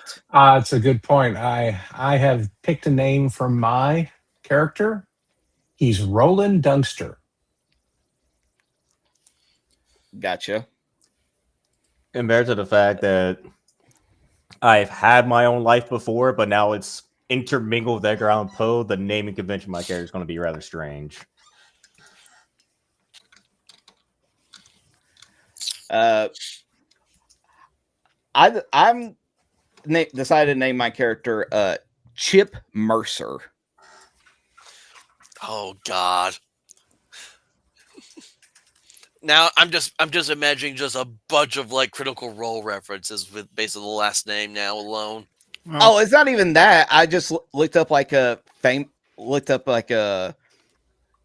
spaceship captains from like show, and Mercer is actually comes from Ed Mercer, the character that Seth MacFarlane plays in the Orville. Ah, gotcha. There's also Mercer from shit, what's the name of the game?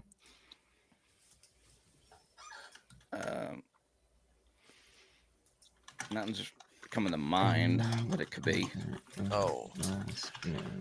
And, while y'all are typing that stuff up, Prototype with Alex Mercer. Oh yeah. Okay, yeah. Anyway, what I went with was SOD-695. all right. So while y'all are doing some of that stuff, Roger, roll me a D100. We're gonna do the AI now. A D100. All right.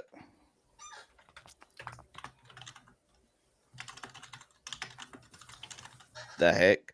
That is a. It rolled a D6 when I typed in 1D5. Roll 1D100. You know, it would be a dick spot to have my simulation just sort of like housed in on the ship Okay. because of the Edgar Allan Poe thing. What? In the supply cabinet, there's like a liquor cabinet in there. I was thinking like under like a room like floor panel. Oh God, I'm now the telltale beating heart. Yes. Yeah. I rolled a 74. Okay, so you all have a female AI on your ship. Cool. Our only chick. Um, Not that I care because I'm a bug. Marhawk Man, roll a d20.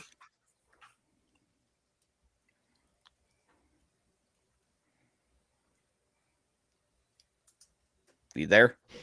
Let's see here. I got a 5. Your AI appears as floating globules, similar to the insides of a lava lamp. Okay. Interesting. Globules. Praise be to Space King. All right. Okay, dwarf, you roll me a d20 now. I roll a d20. Okay. First d20 I've rolled all session. Let's see what it goes. A 9. Your AI's personality manifests as a cryptic figure that speaks in riddles or cliches. Oh, Oh, Jesus no. Christ. Our AI is Yoda, only stupid. So Yoda. Female Yoda. Like, ooh. It's Yaddle. Yaddle, yeah. I was trying to remember the female Yoda that I remember. And then Dusquill, roll a d6. Okay. I just did my luck points and I start off with 0. Oh, Jesus. Wait, how'd you start off with 0 luck points? I rolled a 1 and it says plus or minus your charisma. I got a -1 charisma. Oh. But then you also get +2 if your thing doesn't give you a special thing for luck points. So I don't think it did. you can add 2 to your luck points then. So you start off with 2. Yeah. Right. Imagine starting with 0 luck points. All right. And then I rolled a 4. it communicates by way of via holographic projection, similar to simulated beings. It can also appear on view screens. Will it still appear as floating globules? Or... Yes, it will still Yeah. appear as floating globules. That's how it communicates.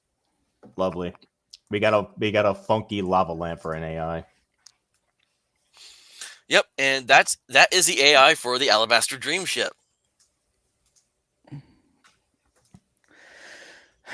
Now we just need to figure out what the name of this AI is going to be. It doesn't give me an AI name thing, which that's something that I thought would be important. Actually, is there an AI thing in here? Maybe It's entirely possible that they're going with the idea that the it's just like considered to be the name of the ship, because like it's the main ship computer, so it responds to the name of the ship, presumably. I don't. Because I know. noticed in the order that it has things in, you name the ship after you create the AI. Usually it's the ship first, then the AI. Because you have to make the ship first before you can install the AI into it. No, that's true. That's real world logic, not this. It's okay. I mean, it could be named anything we want. I don't know what it matters. Since the name of the ship is the Alabaster Dream, and we have a female abstract-looking AI, we could call it Nyx. I don't get it. It's the prime in I want to say Greek mythology. It's a primordial force that oversees dream realms. That The sounds only one- entirely too serious. The only Yeah. the only one that I remember with that is that's the final boss of Persona 3. Because it's spelled like NYX, right? Yeah, MYX. That's what I thought. Primordial goddess of night. We just call her Dreamy.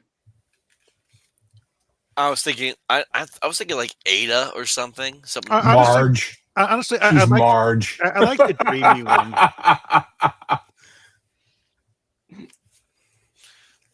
Oh, you like Dreamy? Yeah.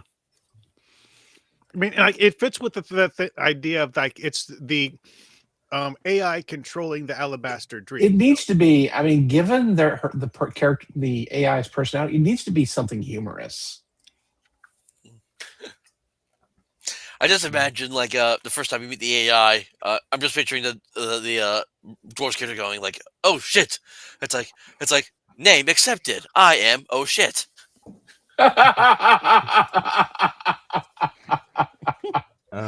Oh my goodness. Oh, that's the other thing is that it could, when it was initialized, we accidentally gave it a name without meaning to because we didn't understand the routines that started it. Yeah, because given Oh, the history of Sally? all of us, it would fit that we have no idea what it is we're doing. Yeah, like my character literally doesn't even know what ship he's on. So Exactly. Yeah, because one just woke up and everyone's gone. So are all the lifeboats. Another one's been stored away and hasn't been opened for quite some time. Another one probably stowed away on the ship to collect shit. And then the simulation is just something that was always there, I guess. Oldest member of the crew, just by happenstance that my simulation storage, whatever, it's just been So, as installed I into the ship and just understand left from there. my background, I was actually brought on board this ship and evolved there. So Oh, it's yeah. probably just that I'm very handy to the assistant sanitation engineer. Pardon me, supervisor.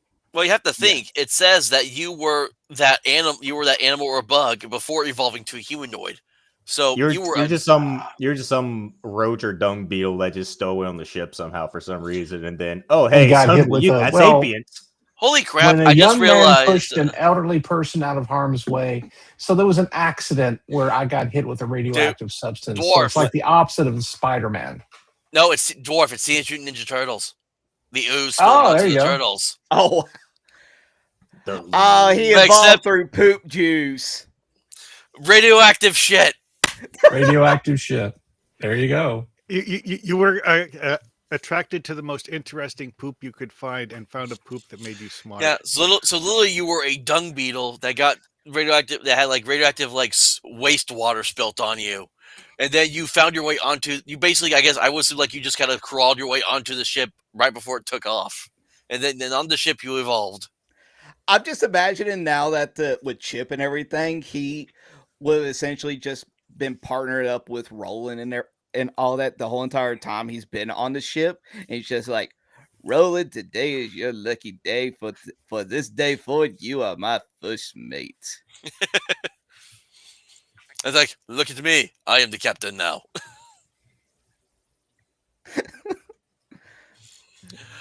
All right. And then let me see here. Make sure I'm not forgetting anything else. Yeah, so other thing. Go ahead. Yeah, so I thought you guys were going to have to try to get a ship at first, but no, because of your character's backstory, Roger, you guys get to start on one. I know, lucky us. And what's the former purpose of the ship we're currently in? It says it was transporting terraforming equipment and personnel. So this was like a planet terraforming operation of some sort. Okay. Given its current status, we can presume that it also it finished a mission, and then afterwards we have whatever was left on board and stuff after its original mission got done. Isn't the basic concept that like somehow, so there was a party, you woke up, everybody's gone, and And all the lifeboats are too, except for all the shuttlecraft. lifeboats are gone as well. Yeah, like the whole like party thing goes with the idea is like they have a party about the fact that they've completed however many years worth of terraforming and stuff on whatever planet they carry the terraforming equipment to. Yeah.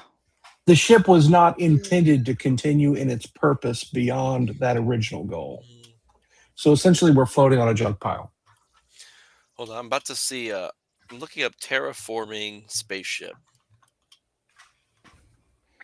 Because I'm assuming if it's what I'm thinking it is, it's going to be a very big ass spaceship. Yeah, it most likely is because this is a transport ship. This is like And this for like a very complex like thing. So it would be like the thing Red is Dwarf, probably even bigger essentially. than a cargo ship. But here's the thing: it's like you visualize in your mind one of those like modern container ships with like whatever metal boxes stacked all over the deck. Well, Except now that everything inside of it is gone now because they all left. yes. Like in sci-fi, though, they will often have this sort of like a skeletal ship frame where you have like metal boxes get bolted to the frame. Well, now we're in a state where most, if not all, of those metal boxes are gone. Considering that this is like a terraforming thing, will we even have like a section of the ship that's like completely like simulating Earth environment, so that way personnel or animals could have like a safe place to be at for transport? I actually hold on a second here. Well, that also just brings up the other important question: exactly what was it we were transporting?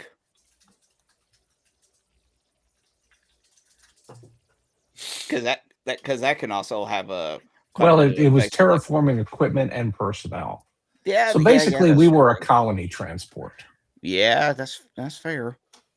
Yeah, I just downloaded a space station generator, so I'm going to be using that to like did we, I'm like- going to be, Okay. If you want to look at some colony ships, you could definitely look up some of the colony ship sets from Stellaris. They got some great ones. Oh, you know what? I'll link in the Discord a picture of one of the Star Trek designs I was referencing earlier. Because I'm sitting here now wondering if we kind of lucked out and basically have like a 5-star, what's essentially a 5-star cruiser as a fucking ship. Or just a 0-star crew. Well, I'm honestly it's just a big picturing- transport. I'm honestly picturing almost like the space station city in Lost Galaxy, Power Rangers. Oh yeah. Yeah, the TerraVenture. Yeah, I'm almost picturing something like that, just more of a space station than actually like containing a city. Oh, one other thing that you can possibly think is something like the satellites from Gundam. Well, there's also the big vessel they had in Starlost, right? I'm not too familiar with that one. I'm not familiar with that either. That is an early 70s. Now, that one was dramatic rather than comedic, but that was an early 70s show where you basically had this enormous ship that was kind of just floating through space. And it was so large that you had like separate sections that had almost become like their own little worlds. And the people living there weren't aware of other people in them. Yeah. You see the one I posted there? It's like the idea with this ship is that it's like a mile long, but all of those big square things on it are removable, and presumably in our current state, after having removed all of those are now planet side being used as part of building a colony. Here's one of the ship sets with their colony ship from Stellaris. Okay. Okay, so that one looks like it's a transportation method for habitat domes, and it's going to take those 3 dome shapes and leave them on the surface of the planet. Oh, like in Silent Running. Yeah, but see on this, I'm thinking like much bigger in size. I mean, that's like 3 whole cities on a ship right there. Yeah. That doesn't look like it. It looks pretty small. Oh, that's Well, because- you're just thinking of just like the overall look of it, but if you just I mean, think of, like, it's a 3D like strategy game, so a lot of the models are going to look small, but the size are implied due to their function. If you zoom in and look at the inside of the domes, you can see that there's like dozens of buildings inside each dome. Give me a second here. I'll I give you can see- guys an I idea of what definitely I'm see that. talking about. The Silent Running. Yeah, because I'm probably gonna like randomly generate the entire layout of this ship Which and makes have it sense. ready, so that way. Let's see. There's also I believe this is the Plantoid. The one I said before, that was like the machine subset. I believe this one, oh god, it won't let me actually like look at the image. Fucking piece of shit. Google image. Won't let me actually look at the image itself. I guess I saw like the planetoid one, but won't let me actually. Let's see. Hold on. There's this one. I forget what subset this one is.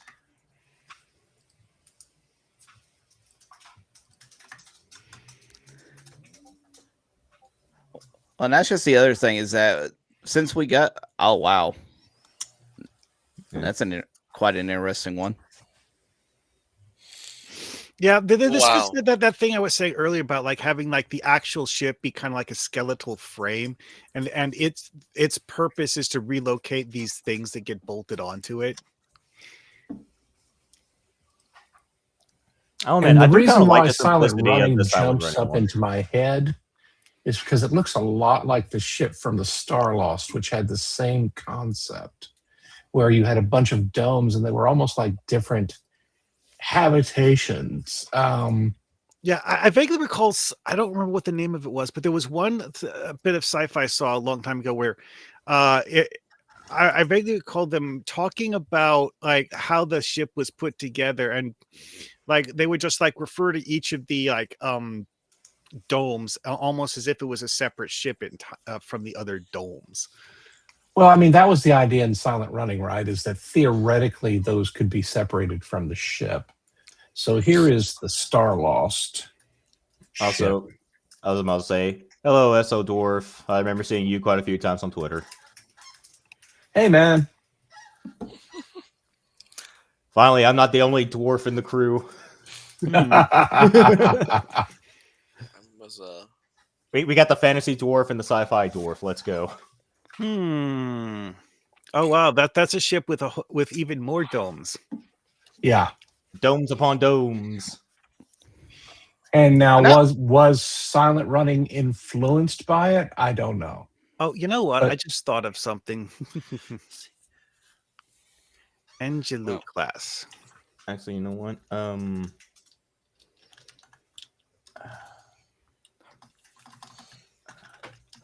Yeah, that also, but yeah, we also just need to figure out exactly like, yeah, it's gonna be big, but how big is like too big at some point? I'm really just thinking because I mean, Actually, if it's I got a great idea if I can 'cause find my it. thought process is if this is supposed to be something that was like helping to terraform a planet, it would have to be a decent sized ship to carry the personnel and the equipment, and Yeah. possibly the other ships that were used too for this project. Right. Yeah, but then and then that's the other thing that just paints everything into perspective is the fact that if this ship was that important, why did everybody just suddenly bail? And it seemed like the only people on the ship are just the four of us. See, that's So the reason why the I'm going with the whole suggestion like I had- skeletal idea. It's because like you have the main core of the ship that no one lives on anymore because they were living in all those like domes or habitat things attached to it, and now all of those are on the planet where they built the colony, and this ship is just kind of like leftover parts. Yeah. Right. I mean, the idea is that it was a vessel that carried terraforming equipment and personnel. So there were all these domes or whatever. They were full of stuff.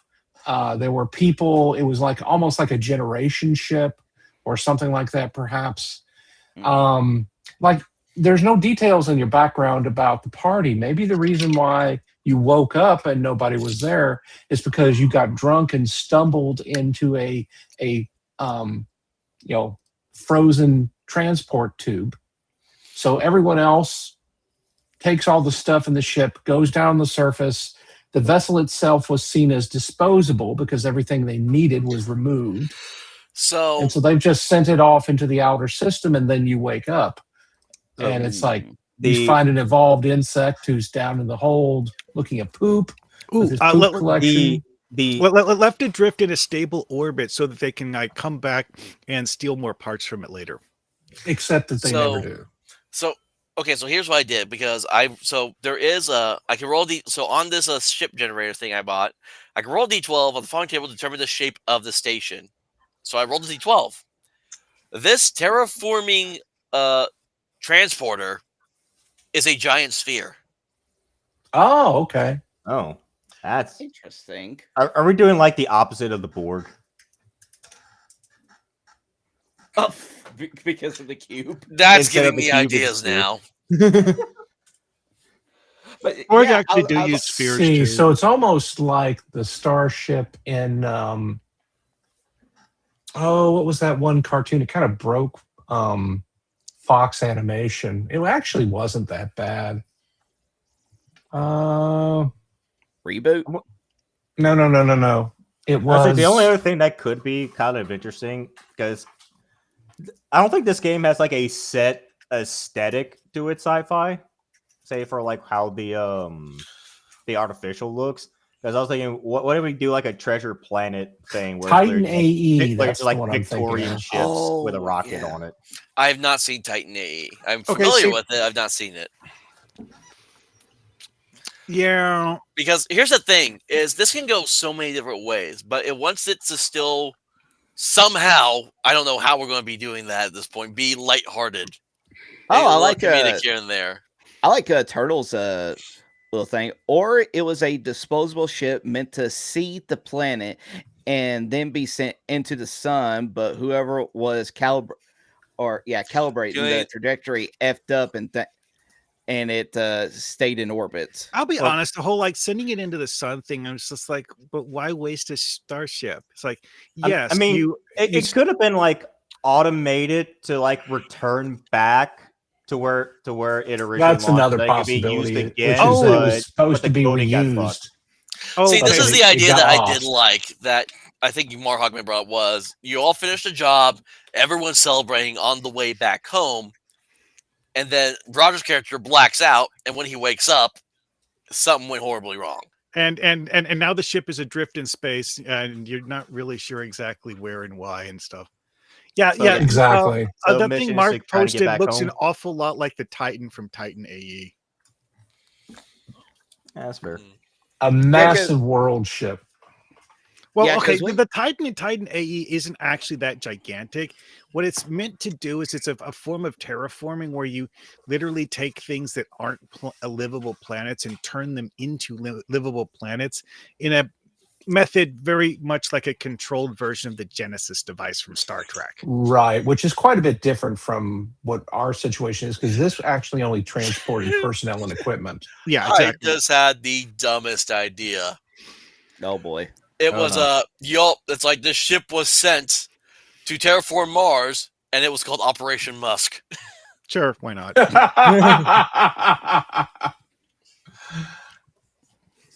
And so y'all somehow succeeded in terraforming Mars, dropped off what needed to be dropped off there, and were celebrating on the way back to Earth, and something went wrong. And now we're in Alpha Centauri, we think, possibly. We're not really Or sure. we're somewhere in interstellar space, or we're just someplace. It's kind of like Lost in Space. We don't actually know where we are. Honestly, though, if you go with the idea that the ship has been drifting through deep space for years, and none of us is actually really sure exactly how many years the ship has been going. I just Yeah, because I realized like something. the idea about how I can't remember who said it, but like in my character's like drunken stupor, he ends up in like this like cryogen like A cryotube, yeah. like a cryo tube, and he's just like frozen for so long. He wakes up. and- I've evolved. exactly. He finds a robot in storage who was kind of just discarded, and then you have this we have the simulation who's probably been dormant for decades. Well, my still living friends, we Oh, you know what? we somehow did a mission and took a wrong turn to the Boots You void. know what? That's a good explanation for why the simulation is glitchy and overlaid with a different person, is because of the fact that it being inactive and unused, it's the memory files got reshuffled and corrupted. And So- the ship's computer doesn't actually know what it was supposed to look like. So the ship's computer can't fix it because it literally has no idea what the files were supposed to look like. Yeah. That makes sense. And pretty much the idea of the whole entire journey is to try to figure out where we ended up and try to get back home. while just having crazy misadventures along the way. Lost I in guess- space. I guess my Yeah. joke might be a bit too Yeah, much. Lost in And Space. this is happening like far in the future. This is not Mhm. like a modern day type thing. So Yeah. And I guess my joke's a bit too astronomically obscure for anyone to get it. yeah. Well, I was curious, but I was trying to figure out how long it takes to travel from Earth to Mars, and the rough estimate is about 10 months if you're like conserving your stuff for travel and all that. Yeah. So 10 months is still quite a while to easily get lost in space if you're not paying attention. However long that takes, 10 months back. Like the 42 answer, but everybody forgot the question. I don't know what you're talking about, Thunder Turtle.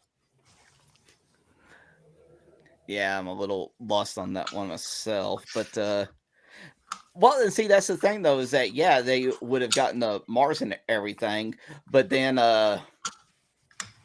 like you said, we could just have it to where say Chip was like frozen for about, let's just say about 5 years, and just think like how much space in between 5 years of just drifting off and how far off he would have gotten. But then you wouldn't have been part of the wild party that you woke up from. No, he woke up in a drunken stupor and he's unsure of like what in the world even happened on why people abandoned the ship. See, Oh, so you wild- got drunk during the party and ended up going into a cryostasis Yeah. pod in your Exactly. drunken state. Exactly. Just add more Futurama shit into it where Fry was Can- frozen for 1,000 years. Can you imagine having like cryostasis, like fatigue coupled with a hangover? There's a hangover that's been brewing inside your brain for like a half a decade. Exactly. Good Lord. That's why he talks so stupid. He's still going Because through he's- the because hangover. Because he's still Well, mellowing we're down from the hangover. also. I mean, the whole point is we're kind of misfits. I mean, he's the assistant sanitation supervisor, which means basically he's the ship's janitor or one of them. Exactly. actually, no, I'm no, an no, no, no. evolved dung No, no, no, no. beetle. No. See, the sanitation supervisor is the ship's janitor. The assistant is one of his underlings. Right. He's the So assistant to the head The janitor. point is that we're kind of It's literally going to be just the four of you and the AI on this ship. exactly. So this is something where I do think it makes sense that this was a colony ship that, after a long voyage, arrived where it needed to arrive, did what it needed to do while you were, in cryo sleep, accidental cryo sleep. Oh, the 42 answers was from Hitchhiker's Guide to the Galaxy. Yeah, Oh, you're in the accidental cryo sleep. It gets sent back, but something goes wrong. Maybe it gets hit by an asteroid or something happens to the ship's engines. So now it's been floating in space for years in the wrong direction. We have no idea where we are, and you wake up.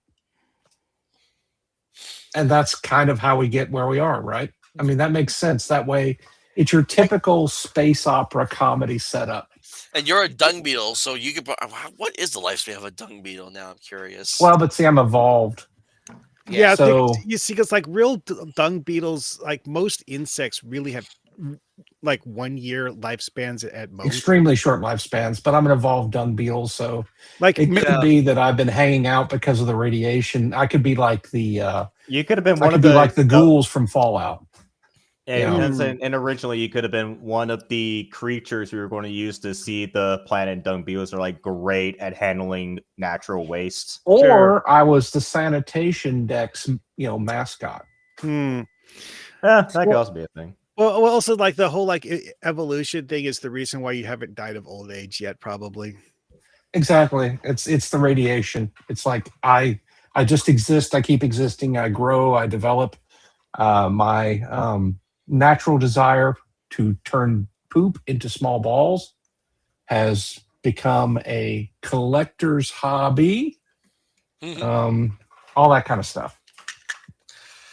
All right, well, I think we have a good general idea of how to of what we want to do when we start session 1 in about 2 weeks. So again, I'm thinking this will just be bi-weekly thing. So next week we'll just talk about all the crazy shenanigans that have been going on.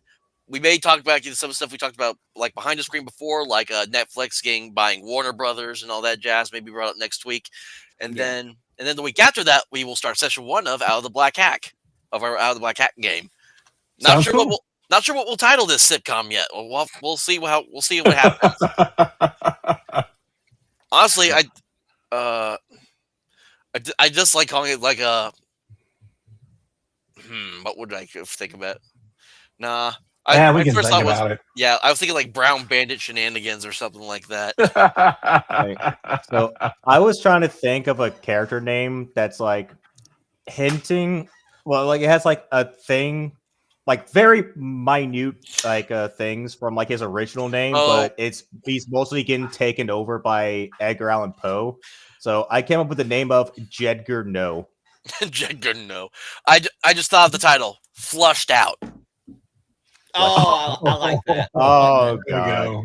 That's great. that I like this because of the fact that it has a feeling that's like similar to several of the older sci-fi shows. Yeah, I mean, we got Futurama, we got Spaceballs, we got Hitchhiker's Guide to the Galaxy. You got maybe some Star Trek vibes, a little bit of Star Wars here and there. Orville. I was thinking of something called Spaced Out, but I don't remember exactly what that was. I don't think it was a TV show. There was the one Depending I never depending saw. on how far we go with sci fantasy nonsense, you can also get some freaking Doctor Who in there. I'm also thinking, what's the one? It was like a movie or a TV show. I think Tim Allen was in it, but it had the guy that was like, "We need your help." Galaxy Quest. That's like, Galaxy Quest. I remember that commercial so much, but I never saw that. Dude, you need to I'm watch also Galaxy getting Quest. Space It's a Cases fantastic vibes. movie. Space Cases. Space Cases was a TV show made by Nickelodeon in the 90s using a TV show budget for a kids TV show in the 90s. So the props and stuff are pretty simplistic, but the people writing it came up with some really fun ideas. Also, it borrows that idea of like we somehow got lost in deep space and have no idea where we are. Yeah. Deep Space Nine. Yeah, not exactly like that. There's a lot of old school space shows that I need to watch. There's also Red Dwarf. I got a friend that loves Red Dwarf, but I haven't seen it. I need to watch it. Like last I checked, you could actually watch Space Cases on YouTube somehow. Red Dwarf had its own RPG using that Cortex system that I think it was like they used it for the Smallville RPG, the Supernatural RPG, and I think at one point the Buffy the Vampire Slayer RPG too. Oh god, It was me and my comic book group with our testing to find stuff to be useful for our own tabletop role playing game. The Buffy the Vampire Slayer one came up a lot. Yeah, because it was like you could play like as the characters of the game, or some of them they gave you like how to create your own. But it was one of those more narrative focused RPG systems more than anything else. The only thing that prevented us from wanting to do it was, for one, it used a different system from what we originally what we came up to what we want to use, but also we just did not feel like trying to translate Whedonisms. When I saw because that guide is filled with nothing but Whedonisms. When I saw the cover for the Smallville tabletop role playing game, I thought it was a joke until I actually typed out and found the PDF online for it. Oh wow. Yeah, it's crazy. So yeah, so I gotta stat out a giant space sphere. I gotta map one out. So because I was trying to find it was like spaceship layout generator thing, couldn't find one. So I'm probably just gonna like use like a normal just dungeon generator type thing and just flavor it to be a spaceship. Well, also you need to remember that the majority of it's actually not here anymore. Why would the majority of the the equipment and the personality, yes, the ship would still be intact, I would think. Well, but like it's what we were getting at earlier with the whole thing with removing habitat domes and all that stuff. Is like the equipment actually comprise the majority of the volume of the ship by weight, and without all of that stuff gone, there's like huge gaping holes where there used to be things and storage. Actually, with this character setup, you know what's actually makes this perfect, but also kind of sad at the same time? What's that? What? Back at home, which if I'm lucky enough, I should be back home by not next week, but the week after next. At my home and my personal library, I actually have the complete collection of Edgar Allan Poe's works in a single book. Hmm. No, so Nice. I just rolled for these on the plot random plots table just to see how exactly I was going to start up this next session, and it just gave me the perfect idea. Well, Oh no! well, don't say. I'm not going to say it. I'm writing it down so I don't forget. Give that shit a surprise. Yeah. Actually, you know what could be a good gimmick for a character? What's that? If they're very jokey sorts and they get into situations, they are actually, even though they joke about it and don't mean it, their jokes like accurately predict how things go throughout the through the episode, and that's like the only person Hunter like tells like what the like how what the episode is and how it's supposed to end. You know, that is actually an interesting thing. That the guy who wrote Babylon 5 mentioned is that whenever he was writing a story, he would like, okay, how do I want the story to start? How do I want the story to end? And then figure out how to get from point A to point B. That's usually how I do it. Yep. All right. Well, I think we can go ahead and call it a day, gentlemen. This was fun. I am very much looking forward to running this for you all and seeing what shenanigans we all could get into. Oh yeah. I'm just glad I actually made it despite oversleeping. Mhm. Yeah. That's fine. You need like 20 alarms on your phone or something to set up. Bro, even then that wouldn't help. The army runs me fucking ragged, especially with how stressful stuff is with trying to ensure I got everything ready for me to leave and having to deal with all those. Like, I'm currently trying to deal with a massive freaking problem that's been stressing me the hell out. Well, thank you all for joining us today for our session 0 character creation for Out of the Black Hat little campaign we're going to start. Flushed Out, I think is the title of the sitcom, quote unquote, that we're going to call this. So we'll just have to see like how everything comes up. So you can always find me on X at UltraTTRPGER. And you can also find me on YouTube and Rumble, where I stream usually most Fridays. Decided to take the night off just because this week was crazy. And then we'll also be here Saturday mornings for the UltraCast. Another thing I need to promote more often is my tabletop frontline merchandise that I have out there. You can get yourself a nice t-shirt, which has this really cool design of a sword going through a dragon head. And you can get, and also I have a design on the mug, and you can find a link to my shop for that in most of my videos in the descriptions. So, Roger, where can everyone find you at? You can find me over on X at Country Time Pop, where you can get all your Southern style news and reviews and all things pop culture. Just be ready for the beginning of the new year, where we can start to see a daily show just going over some of the latest stuff going on in the pop cultural world. Awesome. I look forward to watching that. And I don't know, maybe I'll have to hop on every now and then to rant and rave alongside you as well. So, oh yeah. Marhawkman, where can everyone find you at? I've been streaming as Marhawkman on Twitch, Kick, and I semi-regularly post videos on YouTube. Also as Marhawkman on YouTube. So, all right. Mr. Duskwill, where can we all find you at? You can find me on X at Duskwill_team. As with all things going smoothly, or as smoothly as they can be, I should be back at my home and looking for a job the week after next.